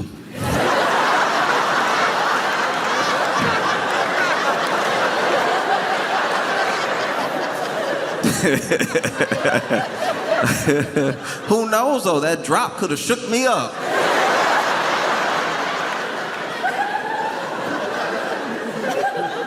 No. But I'm amazed. I think, man, I look around and I'm just blown away. You know, there's something very special about being here, which is a reminder that obviously there's more of a commercial presence than there was probably 10 years ago, especially more than there was 30 years ago and everything. But really, when you get here, everything that is so beautiful about being here just requires nothing. It just requires you to be present. There's no, when you look around, there's no amount of money that makes this thing happen. This is just what we've already been given, you know? And especially when you see it in people who appreciate it, it's a reminder that money can buy a comfortable life. It can't buy a good one. You know, I look around. I look around and I try to watch as best as I can and try to be observant. So I know that there's problems and there's people who are struggling and everything, but everything that makes this place special, everything that makes the people special, everything that makes the experiences here unique are things that cannot be bought under any circumstance. You could pay for a nice room somewhere. You could pay for a private cabana. You could do all that stuff, but the actual sunset, the actual sunrise, the people that you meet if you go out and you talk to people, the sort of way of thinking that entire lifestyle, it costs nothing. It only requires that you be here, that you be present for it, you know? Every beautiful thing, every unconventional thing, it's there's nothing you can take away from it. No matter how much money you acquire, there's nothing that can prepare you for the natural beauty, not just of a place, but of a people and all the things that surprise you when you're really present somewhere, you know? The fact that the rooster's just gonna go whenever. It's that's insane. That's insane, because I think people come here and they think that it works the way it works in other places. There are places you can go all over the US. There are places you can go all over the world where that place is as good to be in as the amount of money you have. You know, you can travel all around the world and I can show you a terrible time in a city. I can show you a great time in the city based on what you can afford, right? And then you come here and it's already here. That blows my mind, you know? That's why I think so many people come here and so many people come here with a sort of expectation because maybe they've already spent the money. Maybe they've already dropped crazy money to have a true, beautiful Hawaiian experience. They're gonna have their minds blown. They're gonna see so many beautiful sights and everything. And then they get here and they see how much of it was just already here. It's just in the people. It's just in the routes you take to get somewhere. It's just in noticing, you know? and then they leave. And that's why when they leave, they're like, oh, I could have done this oh no. What did I do?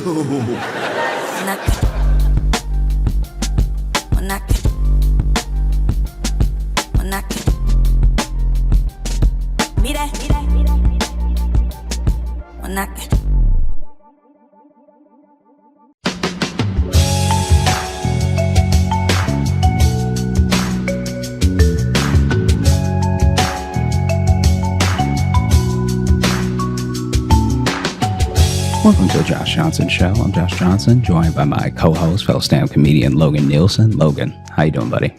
I'm doing well, man. How are you? I'm doing all right. I think I'm just at this point where I'm fed up with a lot of things. Like I think that I don't think I'm crazy. I don't think that I'm a crazy person. It's great that you're saying this in kind of a whisper, too. No, but like... Hey, listen. I don't think I'm crazy, okay? I don't think I'm crazy. No one can tell me that I'm crazy. So basically, kind of off the cusp of what we talked about before on the Patreon and stuff like that, I've been going to the gym, and I've seen increasingly, there's just a wave. There's an epidemic in this country at this moment of people... Two, I think. Of people who genuinely want to be bigger people than they are. Like I know my body size. I know my body type. I know that the best thing that I can do is gain about 10 pounds. I gain about 10 pounds, of muscle, and I hold it for the rest of my life. I'm doing really well, because I'm not a tall enough guy to be a big guy. That's not who I am. Right. I'm not a huge man. Okay. So I don't lift like a huge man would lift. I don't try to pick up 300, pounds and put it on my chest or lift it with my legs or move it at all. If I see 300 pounds, I leave it alone. I've been very good at leaving 300 pounds alone my entire life. My entire life, I've seen 300 pounds worth of stuff and I haven't touched it. This whole rant has the energy of someone called you small yesterday. No. Someone just like, oh, you're little. And you've been like, listen, I don't need to lift those big weights, okay? Doesn't matter, okay? I don't need to. I know I'm not big. I don't need it. I'm comfortable with me. I don't need to lift it. You get out of here. Everything that you said is true except for somebody calling me small. I'm very comfortable in my body. I know who I am. I like who I am. And I don't need to lift ridiculous amounts of weight just to prove something. Like, honestly, when you lift like that, all you're doing is practicing pushing people away in your life. That's all you're getting stronger for. Jesus.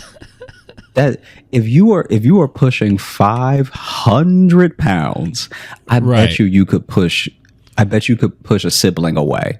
Well, so now I want to be clear now too. Are you against anyone just trying to get bigger that way, or are you mainly just coming down on the people who clearly are trying, but they're skipping too many steps? I'm coming down on people who lift wrong. There's a lot of people out here that are like, if I moved it an inch, I did the whole rep, and that's not life. Yes.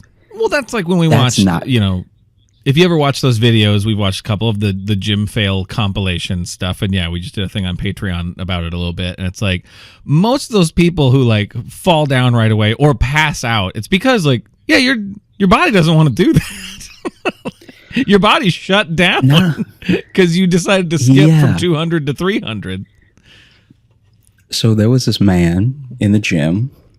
This is also a very dumb thing to have happen because it's wholly unnecessary because even the gym wasn't equipped for it. Okay. So the gym doesn't have like a trap bar, right?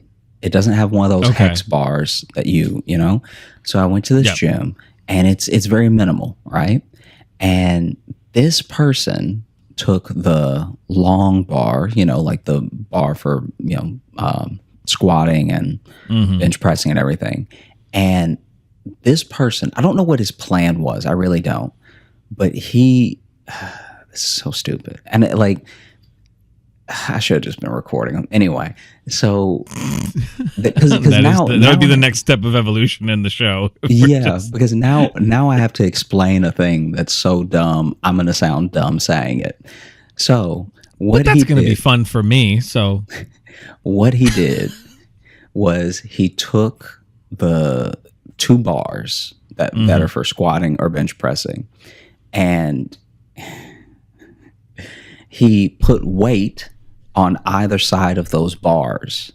Then he stood in the middle of each of those bars and tried to pick them both up, like he was standing in a hex bar. Which, if you don't know what a hex bar is, it's a way for you to deadlift, where the bar, instead of being one long strip, it's all around you.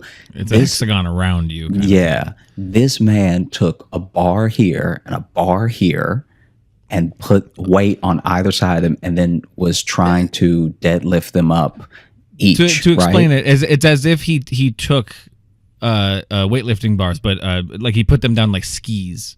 He put them down like skis, and then on he tried either to side pick it of up. him to reach down to pull them up. And I'm assuming were these like regular length like bench bars? Yeah, regular length bench bars, which is insane. Wow. So then the confidence that you will be able to balance that perfectly. So then with only your wrists, this dude then stands up. So he does do the rep. I'm not I gotta give him full credit. He did the rep. But what he ends up doing after that is each bar in his hand starts like swinging. Like it starts like swinging one side of that. So now he's shifting his weight to try to balance them, which you don't even have to do. Jesus. You did the rep. You did the rep. Let it go. You could drop it. It would make a loud noise. So he did the rep, and then he's just holding them now. And then he did the rep. I think what he was trying to do is do the rep and then shrug it. I think he was trying to stand up and then shrug. Oh, do a little shrug. But as he's trying to shrug it, he like knocks him off balance. So now he just looks like the world's worst juggler. Like nothing's leaving his hands, but everything's moving. And people are starting to get concerned. Like, you don't want to get close enough to actually spot him, but you kind of, if he had had 2 friends, first of all, if he had had 2 friends, he wouldn't have done this. But if he had 2 friends, they could have run up and grabbed the bar and taken each one out of his hand and told him that he was an idiot. But because he doesn't, he's just sort of swinging both bars and then is turning as he swings, because now he's truly off balance. Right? It's like those videos you see of bridges that go crazy, you know? Yeah, those bridges that and wobble and they just freak the hell out. Yeah. So then he's like this, and he starts banging into a couple things, like some benches and stuff, because the whole area is not wide enough for him to be doing this. And so then he bangs into a couple things, and he finally is like, I should set these down. And you can see just I should stop. You can see the strain on his face as he's trying to set them down while they're also uneven. And he just refuses to drop them, because I guess that would be in poor taste. And so he finally sets them down. When he stands back up after that, if you want to call it a rep, he is so genuinely lightheaded. Like, bro, I could see it. I was like, this dude wants to pass out. This dude wants to pass out so bad. And if nothing else but the sheer, like a man's ego is an incredibly powerful thing. For sure. An ego will give you the strength to lift that, but it will also remind you of how embarrassing it would be to pass out, to the point where you force oxygen into your brain so you don't pass out. This dude was wobbling. He wobbled to the water fountain, and then he stayed at the water fountain for quite a while, and then just didn't drink any water. This dude is leaning on the water fountain for strength. Because he knew bending over the rest of the way would take him down. That's where his body would give up to actually get to the drink. Yeah, if I actually stand up from this water fountain, I'll just pass out and bang my head on this water fountain. Wow. I do wonder sometimes. Like, I don't go to the gym often, so that's why I don't have a lot of gym stories when Josh brings it up. But there is always there's always people. And did this guy too seem like actually kind of in shape too? No, he was in shape. That's why he didn't need to do that. And that's always the mind blowing part too. It's always really in shape people And then, but you see everything they do is a buck wild choice. And like, obviously that's not how you set that up. Don't do it that way. Don't ever. Then you're like, how did you avoid injury long enough to get in good shape? It's like, they seem like they got lucky for so long and you're catching the one, or is that every time? Does this guy feel like he's about to pass out every goddamn time? And in his mind, he's like, man, that's a hell of a workout. One rep makes you want to pass out. Can you imagine almost passing out and then having to, in your head, go, oh, one. Day's just getting started. Yeah. Set one, rep one down. I also love the, it was deeply uncomfortable. So, if someone actually listens to this podcast that does CrossFit, I'm sure they'll correct us in some way or fashion. But to my knowledge, and I just call them CrossFit pull-ups because they're wrong, and I've only ever seen people who do CrossFit do them. Okay. Have you seen the pull-up where you're just fully using momentum to get the next rep? So it just looks like you're chest bumping the bar, like you're just riding. Yeah. I've literally only ever seen people who I know do CrossFit do it that way. That's just, right. I don't know if that's how they teach you or if they just don't care and they count those as reps. But basically, I was watching this guy in the gym one time that was doing those. And there's a guy standing on the ground that's trying to use the pull down machine. And he is just catching like whiffs of crotch at every like rub with the bar. He's just like, and it's like he's like truly catching crotch in the ear, like just, and he's like trying to just do his reps, and you can tell he's just swallowing the anger. He's just like, oh, okay.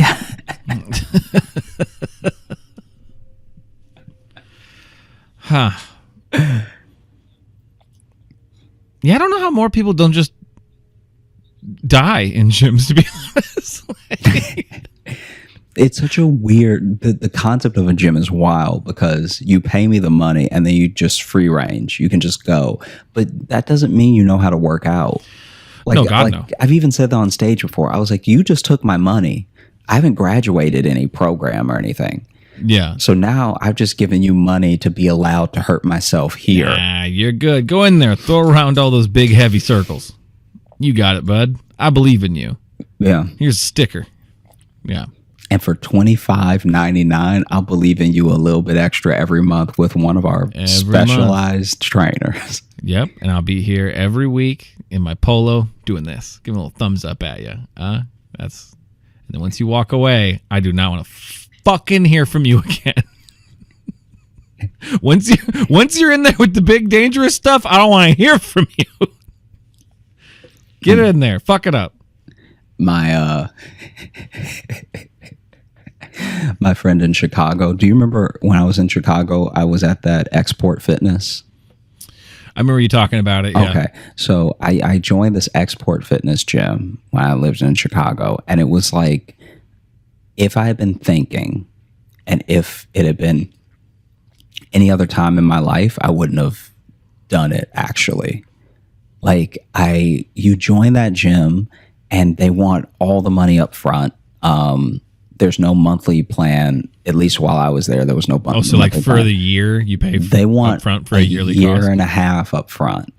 Damn. And it's wild. And then their January special, their like promotion that they do is that they'll give you, they say they're giving you like 4 months up to 6 months free. But you're not. That's just what you charge.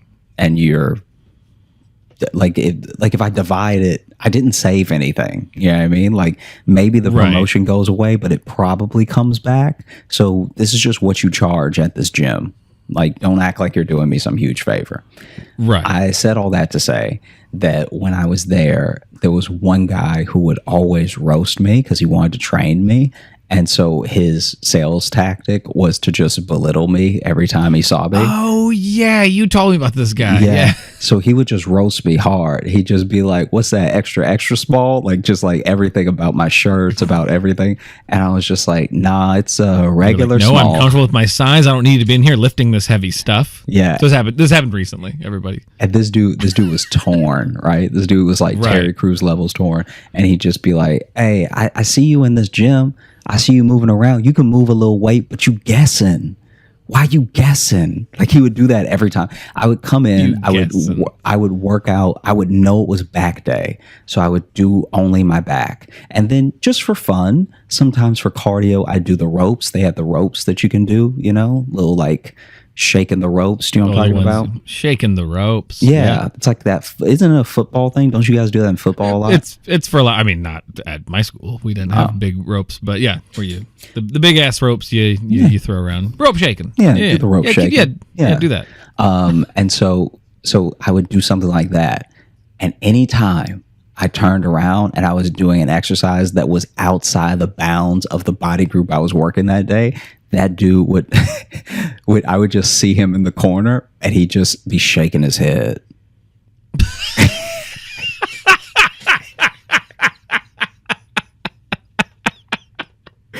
It's like, it was the most disappointed in you from afar. Dude, it was the most flattered but bullied, but like it was insane. And it went on for months, dude. It went on for months. This dude, I would come in because I wasn't even coming in every day. There were some. You gained like a high school athlete dad. Yeah, like you gained him. Like, he was disappointed in you that you weren't living up to the potential. Yeah. This dude was to wild. Make the team. He expects more of you, Josh. Yeah.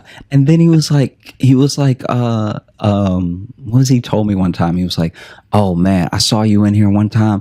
I saw you doing those tricep extensions. I was scared for your life. I was scared for your life. Okay. I was scared for your life. Because like you couldn't handle that weight. You couldn't handle it. And I thought your little arms were gonna snap in half. This dude is telling me this. And then I was like, hey, if you saw me struggling, why didn't you help me? And he was like, I almost ran up to spot you, but sometimes people need to learn. You need to let a dude die to learn his lesson. And I was like, why would I want to train with you if I know you almost let me hurt myself? And he was like, but I didn't let you hurt yourself because you didn't hurt yourself. I'm like, don't act like a guardian angel. Like, yeah. Don't act like you could tell I was going to get out of it. Yeah. If you were worried. Because that's how you started this. Because the time that he's talking about, I couldn't even remember. So it's not like I almost died and he saw me and then he brought it up later. Whatever he's talking about, I was like, are you sure you're even talking about me? Like, yeah. Because also, do all us littles look the same to you? Yeah. Dude, does everyone under 6 feet, under 200 pounds look the same to you? Which would be hilarious, by the way, is if you're such a big dude, if you walk around looking like Terry Crews and the rest of the world looks like minions to you. All I see is forehead. I don't know. I can't. Everyone looks the same. Whether they're 4 foot or they're 5, like 9. You're like, what? Dude, it was truly chaos. This dude he wouldn't follow me around. He would just always be there. But he'd be watching from across the room. This dude, and I never really looked out for him that much. Anytime I happened to see him was me looking back. Does that make sense? Like he was never in my field of vision. Yeah. He would just be, if I just happened to take a break, like I'm drinking water and I turn around, he's just in the distance in the gym, just like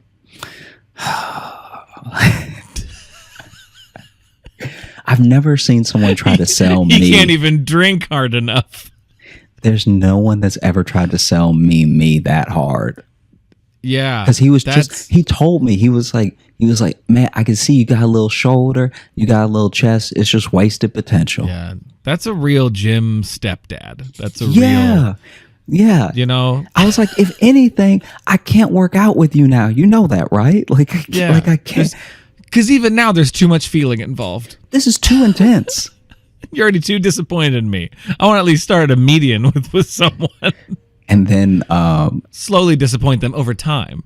And then it was at that gym. So much happened at that gym because there was a thing where if you open the wrong door, an alarm would sound, and for whatever reason, they actually had to clear everybody out of the gym. So if you went out of one of those doors, you'd lose your membership, and it was written on the door.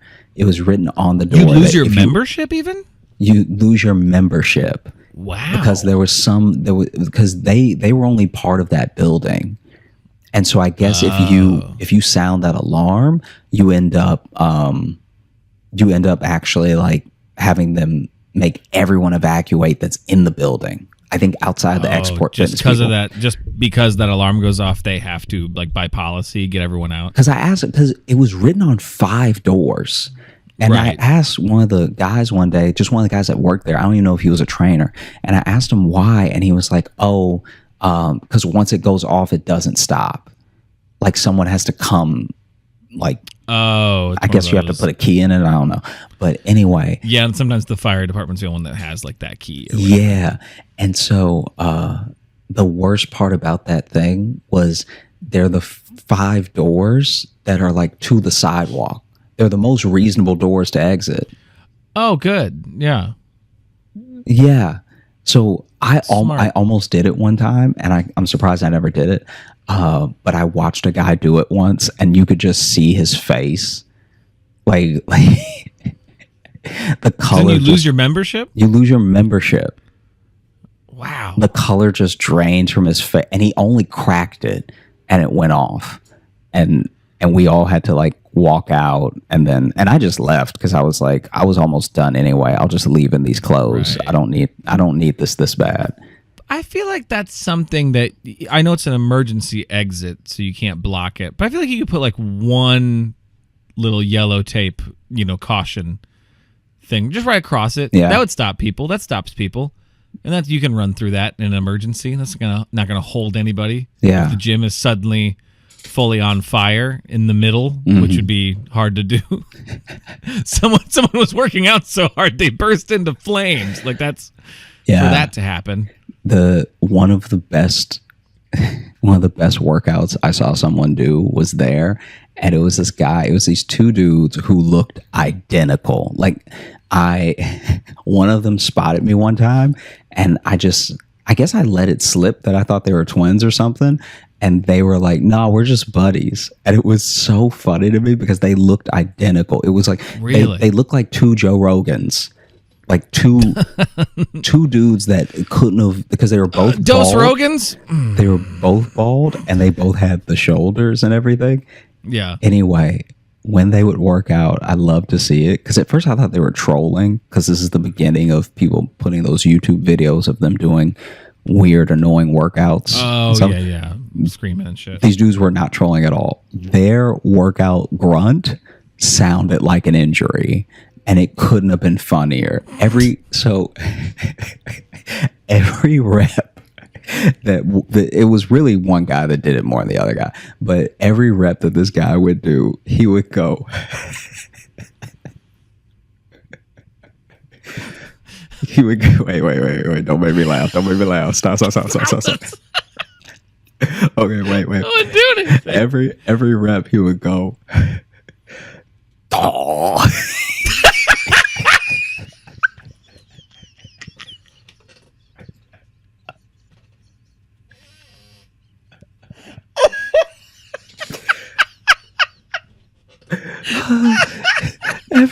Every rep, it didn't matter if he was doing chest press. He would be doing chest press. He'd be doing shoulder press. He would be doing like pull-ups, and he would go.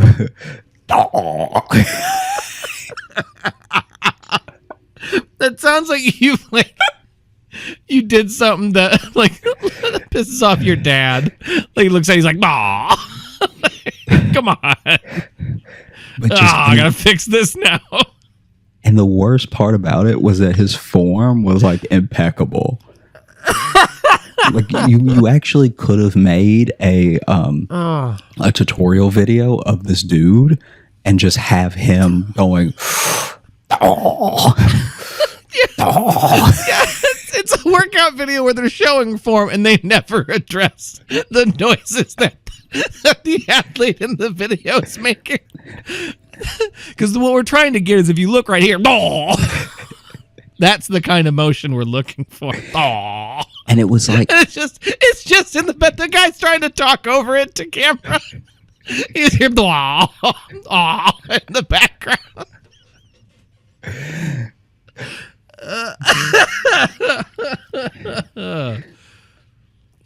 because to me, this I guess what makes me laugh about it so hard is that his level of grunt was obviously based off the level of weight he was doing.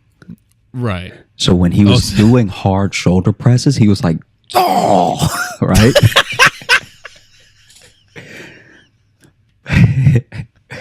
But then when he was doing just we're talking about body squats. He would be like, oh.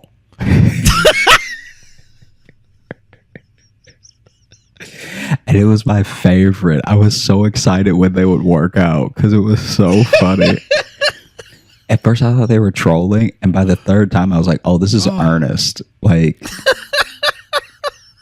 they both did it? They both made that noise? The other guy did it less than the main guy did it the most, and he did it the loudest.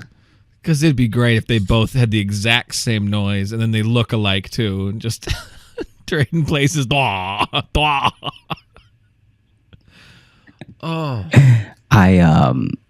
I'm so glad that we're getting good stuff. I have a very bad feeling that my battery's about to die. So on your camera? It'll be less for you to edit, but it does mean we may not have a full video episode because I don't know. Is it giving the battery sign right now, or it's giving the battery sign? And I charged it, and it wasn't full, but it was on 2 bars, and it's only been 30 minutes.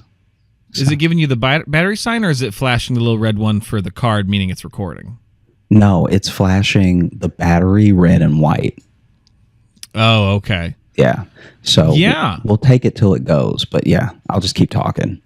Because I'm wondering I feel too, like we if we have want plenty of good stuff for video. But yeah, so anyway, I love when there's a movement in the gym, or there's just a certain exertion that's just not regular, because these exercises are not new. There's rarely new equipment, and even when there is, it's new equipment helping you do an old exercise. Right. Yeah. So I used to love the guys who came in with the respirators before COVID. Do you remember those dudes who would come in with the oxygen mask? I mean, I've seen guys in oxygen masks. Josh, I don't go to the gym, bud. Yeah, but I just mean, in the time you've known me, I don't go to the gym. Yeah, I just mean if you've seen it in passing, I know you don't go oxygen tanks. Yeah, I've seen. No, not oxygen tanks. The little mask. Oh, like the white mask, or kind of it'll be the mask with the 2 circles on either side. Okay, like an old ventilation mask kind of thing. Yeah, and people would work out in those. And it was always funny to watch because they were trying to mimic working out in altitude, I guess. Is that the point of that? I believe so. And it's so funny because yep, that's your camera turning off. Yeah. Well, Josh's camera turned off. We're going to finish the episode. So, hey, something's going to happen video-wise. That's so funny. Oh, okay. So yeah, no, you would just see a guy in a respirator or something. And, and every once in a while you would see a guy who's really slowing down. This was a bad idea. He should not be doing this. He's not it's not that he's not fit. There's just a level of fitness for what you want to do versus where you are. Right. Yeah. And he's not at that place where he can run on the treadmill for an hour in that respirator. It's just not happening. Right. And so you would see him just like really contemplating his life, but with the mask still on. Like this whole thing probably seems like less of an issue since we've lived in COVID and have watched people have emotions with the mask on. But the first time I ever saw someone have like a full on breakdown, I was in a mask. I was in a gym, and this dude was just like huffing and puffing, but walking back and forth with his hands on his hips, but refused to take the mask off, but was just like. And this was pre-COVID, you said? This is pre-COVID. So, okay. So my man does look crazy. Yeah, it's people like that too. Like you look around, we can't all be training for something. We all can't be training for some sort of life-changing journey we're about to go on. And it seems like that's what some are trying to do. Of like, oh, I gotta be ready to run a mountain, maybe. I'll do you one better. Better. Most of us shouldn't be training for anything. Yeah, that's the flip side of it. Most of us just should not be. Yeah. because this is the thing. A lot of people mistake what good longevity exercise is. It's very little of it is lifting, actually. You need to be active to the point where you're walking every day, and you need to be moving for yourself when it's necessary. So you going, like, I think that New York keeps people just by virtue of what it takes to live here. I think New York actually does help you stay healthy if you decide to walk instead of Uber and bus everywhere. Well, that alone when I was is there, doing like wonders for you. When I was there and we talked about how hot it was, I think I lost like 7 pounds just from like purely walking around and sweating my ass off. Yeah, and then the agility too, because remember that last day, New York threw a few rats and roaches at me, so maybe kind of have to stay quick. Yeah, because honestly, happened twice on the way home. A rat ran through my feet, which is like fine, but it's startling once. Twice, you kind of go like, really? Yeah, dude, I'm telling you, that thing, oof. When you have to just like get somewhere on foot that you don't even care to be, that really makes you take your time when you're walking. And I think that just that alone is really good exercise. Even that, dude. That's what I love too about people that live in New York, and you do it a lot, where it's like you're even trying to praise it for something, and you're like, yeah, but then you gotta walk, and you don't even want to be there. No, yeah. Every statement always has this layer of being like, and also like, what's even the point and why? But New York. This is wildly off topic. I mean, I guess not. It's about staying limber, staying loose. But this might only be interesting to you and not our listeners at all. But Maddie caught a possum the other night. So your dog, that is how old? She turns 12 this week. So your dog that is 12 years old this week caught a possum. Bro, I was proud of her. She's never caught anything. It caught a possum that I'm assuming was agile. It was a small possum. Like, it was small and like thin. I actually thought I saw it at one point. There was a quick second in my head where I'm like, is that a ferret? Because I've never seen one so long and like black before. But it was definitely a possum because I saw it had the tail and it wasn't a rat. And then she went right to it. She had it. She knew where it was gonna be. I'm really proud of her. She's a shit hunter for a hound. So she was ready. She bolted, cut it off, and it was in her mouth with one grab, and then it did the full like possum like blah, like play dead thing. And it was really, honestly too. I'm gonna critique this possum's performance, hamming it up a little bit. It was a bit much. Do you think if possums it had its mouth talk, open and its tongue out, it was going bah, and I'm like, all right. Do you think if possums could talk, they'd be like, "Oh, you got me. I have been murdered." Ooh, oh, you got me. The light. Oh no, damn. I see my grandma. Ooh, I'm so dead. Ooh. Oh, you done killed me. Ooh. And she was, I think Maddie was surprised she caught it because at one I like yelled, I was like, Maddie, drop it. And she kind of looked at me like, I don't know what to do now. She just had it in her mouth looking at me. And then she dropped it and I dragged her in. And then once I closed the door, I saw the possum get up. I'm like, ugh. And then like walk out of the yard. Dude, That's the part that grossed you out the most, was weekend- the possum walking away. Yeah, that was. What do you think was going to happen next? I hadn't prepared myself for that part. For the thought of a possum walking. Okay, interesting. So over the weekend, I was in Ojai, California, with Sally and her parents and everything. And in the middle of the night, I went to the bathroom.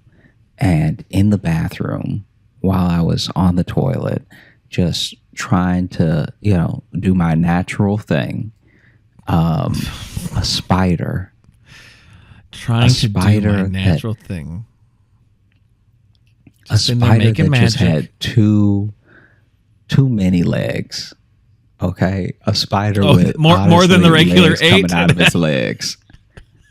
Yeah, like this. A 15-legged spider came out. This spider had a fat old ass, which to me reads as poison. You're probably not wrong. Yeah, so I just like immediately grab a towel and stomp the shit out of it, Right. I'm just stomp, right?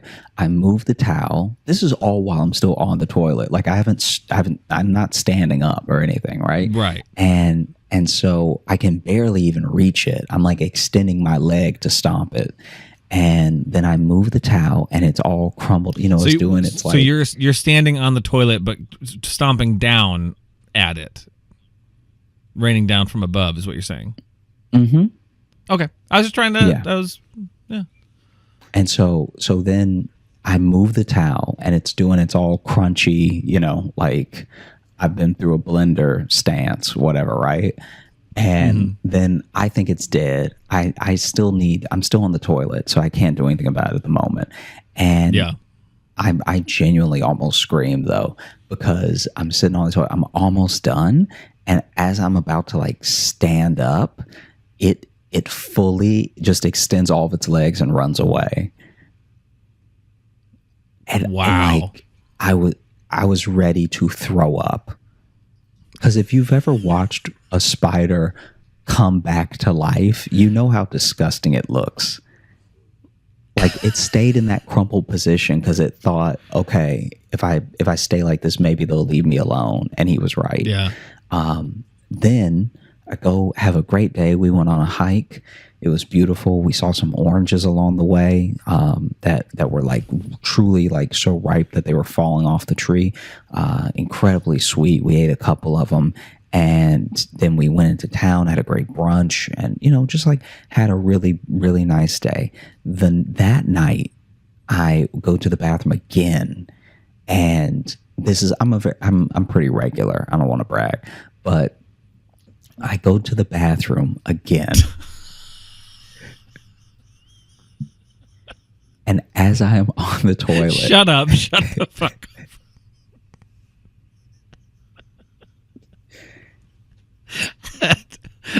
Hit me in waves of you bragging about being regular. All right, go ahead. What happened? It's a beautiful thing. It's a great thing. Yeah, it means your life. Some is people in aren't order. that way. Yeah. So anyway, my girlfriend's jealous of me. I'm more regular. She's called me out. She's like you got your times in the day. I go, yes, I do. Yeah. And so it's called training. Oh. Huh? Come on. It's called aspiring to greatness. Oh God. Okay. So anyway, I go to the bathroom again, and I'm in the same position, just vulnerable. Okay, pants down, knees up. All right. That's the way I like to fuck. And so. You said it in the perfect rhythm. I couldn't help but say it. What I can only assume is the same spider comes from under this set of like drawers that are in the bathroom, and I'm like, this he's asking to be murdered now. Like now he's actually asking. So I laid a trap. I dropped a washcloth on the floor and let him walk on it. And then I threw the towel over and then I stomped it, because now there's nothing flat for him to like, weasel around with. He can't like shimmy and everything. He's between two textured surfaces that are going to be smushed together. So now I got him right in my mind. Now he's done. But what's that? He's behind you with a gun. And so then I stop. I finish using the bathroom. I stand up, right? I check again. I check, very regular amount of time. I'm not a freak. I check again, and he's still there. I then go, and this is my fault. I did this to myself, okay? This is not a good thing that I did. But just out of the fact that he defied me once, and then I lost him, and now I got him again, and I laid a trap for him. I think it's Macho Man Randy Savage's People's Elbow, right? The People's Elbow is The Rock, but Randy Savage did the Flying Elbow. The atomic elbow. I'll show you what I did, and you tell me who it belongs to. Okay, I went ahead and I slapped. I'll just say the two elbow moves. I slapped the elbow, and I did a little jump, and I came down as best as I could. The problem is when I went to that hurts when you do it. When I went on the floor. When I went to come down in the bathroom, I slipped on a different towel. And so I nearly put my elbow through the wall, because as I was coming down, it just threw my trajectory off. Like now I'm falling, but I'm more falling towards the wall. And when I went to, I didn't try it again. When I went to move the towel, the spider was gone.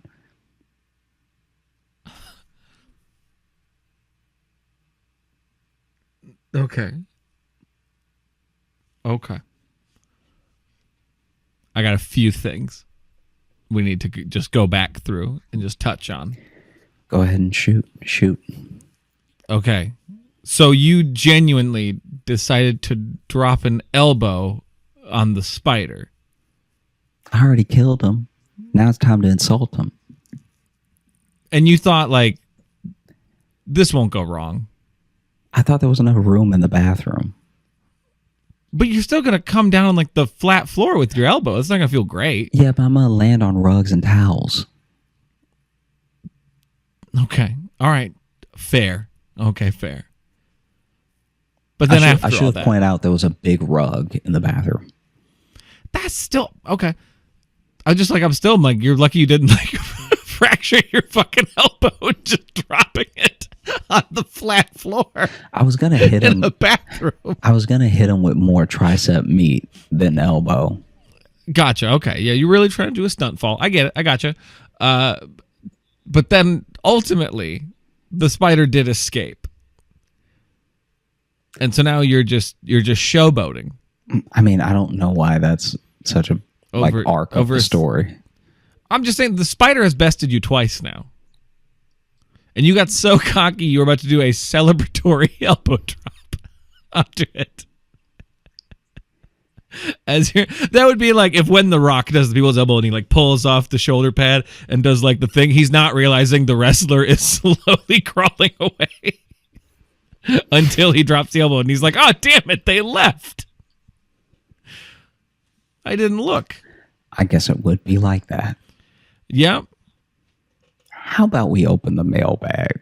No, you don't get to just pull that ripcord on me. You know the story you just told. Fine, we can open the mailbag if you want. Let's see here. I wasn't prepared. Let me open it up. All right, this first one here. This one is from Ivana. And the title of it says, "How do I get in the mailbag?" And then the body says, "Yay, please help, thanks." Hey, you've done it. Your wish was granted. You got in the mailbag. That's how you do it. You email joshjohnsonshow@gmail.com. So send away, Ivana. You've done it. That's so fun. Congrats. I love that. Because it's also like the way to do it, and they nailed it. So Ivana killed it. it's perfect. All right. This next one here, this is from Daniel, and I figured this one's on topic because it's called Puking at the Gym. And we just had stories of gym craziness and unfortunate bathroom craziness with your spider fight. So let's see. This is from Daniel. Hey, Josh and Logan. Over the past year or so, I have discovered Josh's stand-up and really enjoyed all that I could find on the internet. When I found out that y'all were hosting your own podcast, I knew I had to check it out. Since listening in for the first time, I have been listening to you all every day and have thoroughly enjoyed each episode since. I particularly enjoyed the episode Say Something Dummy, partly because of the ridiculous story, but also because Logan's infectious laugh. Great stuff. That one, I really got broke in that one. So, but also, if they just recently discovered the show, I think that was episode 99, wasn't it? Like, I think so. God damn. Just, God, some of y'all are amazing. Just the way you sprint through, like I don't know. Anyways, I wanted to share a story with you that I think you might get some amusement out of. My whole life, I grew up overweight and very insecure about my body. I was never proud of how I looked or felt, and in the summer of 2018, I decided that I was going to change that once and for all before I started college. I decided to join a gym, and one of my best friends, who had been working out consistently for a few years at this point. Prior to this, I had never had any official weight training or gym experience in my life. However, I did play sports for most of my life, so I was not entirely unsure of myself when I first walked into the gym. However, where I was a total novice was in the kitchen. For most of my life, I had the diet of a middle schooler. Pizza rolls, fudge rounds, potato chips, and that good Southern cooking is what I grew up on. This was also the food that I ate when I first initially started working out. I bought every kind of supplement that I could get my hands on, protein powders, pre-workout, BCAAs, you name it, I bought it. You might now be able to see where this story is going, but if not, I promise I will arrive to the point soon. I love a pre-story tease. You might see where this is going. If you don't, I'll tell you. One day I decided that I wanted to go to the gym to work out. However, I was hungry at the time, and I was not about to go to the gym on an empty stomach. Lucky me, my family had ordered pizza the night prior, so there had been plenty of leftover pizza for me to eat. So I regretfully ate more pizza than I should have, guzzled down my pre-workout concoction, and headed to the gym. On the way to the gym, I began to feel an uneasiness in my stomach, but I was filled with #brotivation. Thank you. And was not about to be stopped by a little bit of a tummy ache. Once arriving to the gym, Once arriving to the gym, I decide that it is time to do some back exercises. So like any other gym bro, I sat down at the rowing machine to start my beginning sets. I should also note two things at this point. One, I arrive at the gym around 6 p.m., which is the absolute rush hour for the gym. There were people everywhere, and I was practically shoulder to shoulder with everyone in the gym. Two, the rowing machine I was using was in the literal middle of the gym, which meant that I was surrounded by people and mirrors on all sides. Okay. All right, back to the story. I think he's putting that like out of game, in game. So I sit down to begin my sets, and my stomach is feeling uneasy. I complete set 1, no big deal. However, set 2 is a different story. As I am performing my second set, I can feel the unholy mix of pre-workout and pizza, and my stomach begin to return to the surface. Stricken with fear of what was about to happen, I panic and freeze. Then the unthinkable happened. I puked onto the rowing machine in the middle of the gym during the middle of rush hour. I sat there in the middle of the gym with the nastiest mix of stomach acid, pizza, and pre-workout you have ever seen, just sitting on the rowing machine. That sounds like it would look like the slime from Ghostbusters 2. It also would be so, because it's a rowing machine. It'd be so funny if he slid back while it happened. Oh, and like fell off the back of it. Like, bah! Pushed him.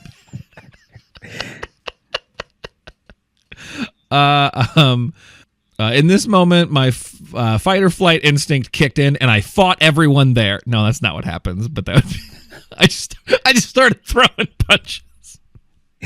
No, I immediately ran towards the paper towel station. I ripped off some paper towels, frantically cleaned up my puke, and then sat to finish my set and work out like nothing happened. That's a bold move. No, this is normal. That's how it goes. If that doesn't happen to you, you're doing it wrong. To this day, I can't believe that I did not just get up and leave in humiliation of the fact that I just puked in the middle of the busiest gym in town. But for some reason, I was compelled to complete my workout. I hope you enjoyed the story of me being slightly humiliated in public. I still get a kick out of this to this day. Life is funny, isn't it? What a beautifully chaotic ending.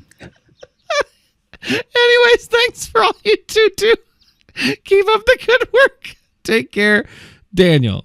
There's also some PSs here. Do you want me to read those? Yeah, please. P.S. I live in Chattanooga, Tennessee, and would love to see y'all perform stand-up here someday. Don't know if my city has ever been on the radar, but I'd love to put our name in the running for future shows just in case you guys are ever feeling up to it. I mean, half show will travel is usually our deal, but... Yeah, right. You know, a little bit. So Chattanooga, probably not out of range. PSS... Oh, no, that's post-script. It'd be PPS, right? Post-script. Yeah, PPS. And I'm not meaning to correct. I read it and then my brain got stuck of being like, that's not. You don't have to explain yourself. You're doing great. Hey, thanks, buddy. That's the most supportive he's ever been to me on the show. That's the nicest Josh has ever been to me. And his camera's not working, so there isn't even video evidence of it now. Damn it. Yeah, there'll be a cartoon though.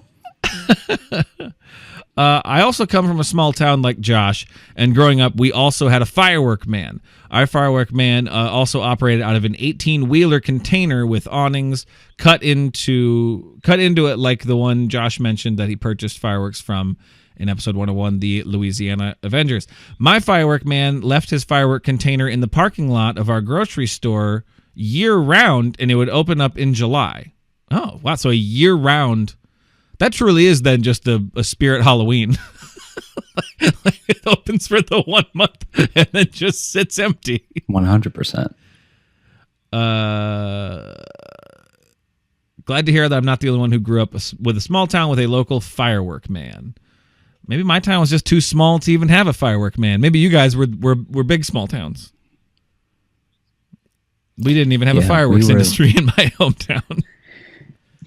Yeah, imagine being a little city slicker.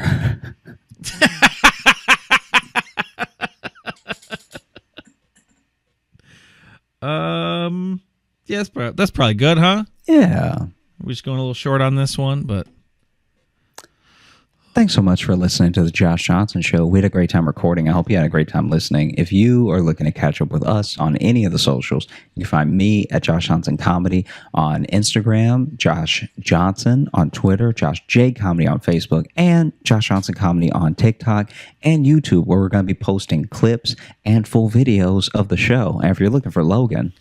You can follow me on Instagram at Logan M. Nielsen. And if you want to get in the mailbag like those people there, you can email us, joshjohnsonshow@gmail.com. Or you can also leave us a 5-star review on Apple Podcasts, which we also like to read in the air. And I just had some sent to me, actually, from our Canadian iTunes reviews. Oh, wow. Our buddy D sent me a couple. So maybe we'll have to read, now that I have some international iTunes reviews, maybe we'll read some next time. Yeah, please. And you can also, what's the next thing I say? It's about the Patreon. That's what it is. So if you join our Patreon, patreon.com/Josh Johnson Show, we have bonus podcasts there, bonus video stuff, and access to past virtual live shows, full replays at a certain level, which we'll probably be doing one of those here soon. We'll be posting. We haven't scheduled that yet. Yeah. For the next virtual show, we're going to do it again this month. Yeah, so it's going to be fun. Keep an eye out for that. Follow us on all those socials to get those details. Come on through and watch yourself when you work out. Be your own spotter, you know? Be careful. Be your own spotter. Now that's kind of inspirational. I like that. And it can be taken either way. You like be your own spotter at the gym. Be your own emotional spotter. You know, take care of you. Be your own heart spotter. Heart spot doesn't sound good. That sounds like something that'll kill you. Yeah, that sounds really bad. Yeah. Ooh, you got a heart spotter. Ooh. Killed him. One of that killed my uncles. Yeah. Well, right. Yeah. Yeah, heart spotter seems like it'll do you in. Yeah. Yeah. That's the Widowmaker. The old heart spotter. It's hard to say quick, too. I'm just going to see how long I can drag out this. Because I have a heart spot. Yeah, the heart spot's really... Yes, slurred speech is the first sign of a heart spotter. Well, all right. I'm going to call my doctor. Thanks for listening.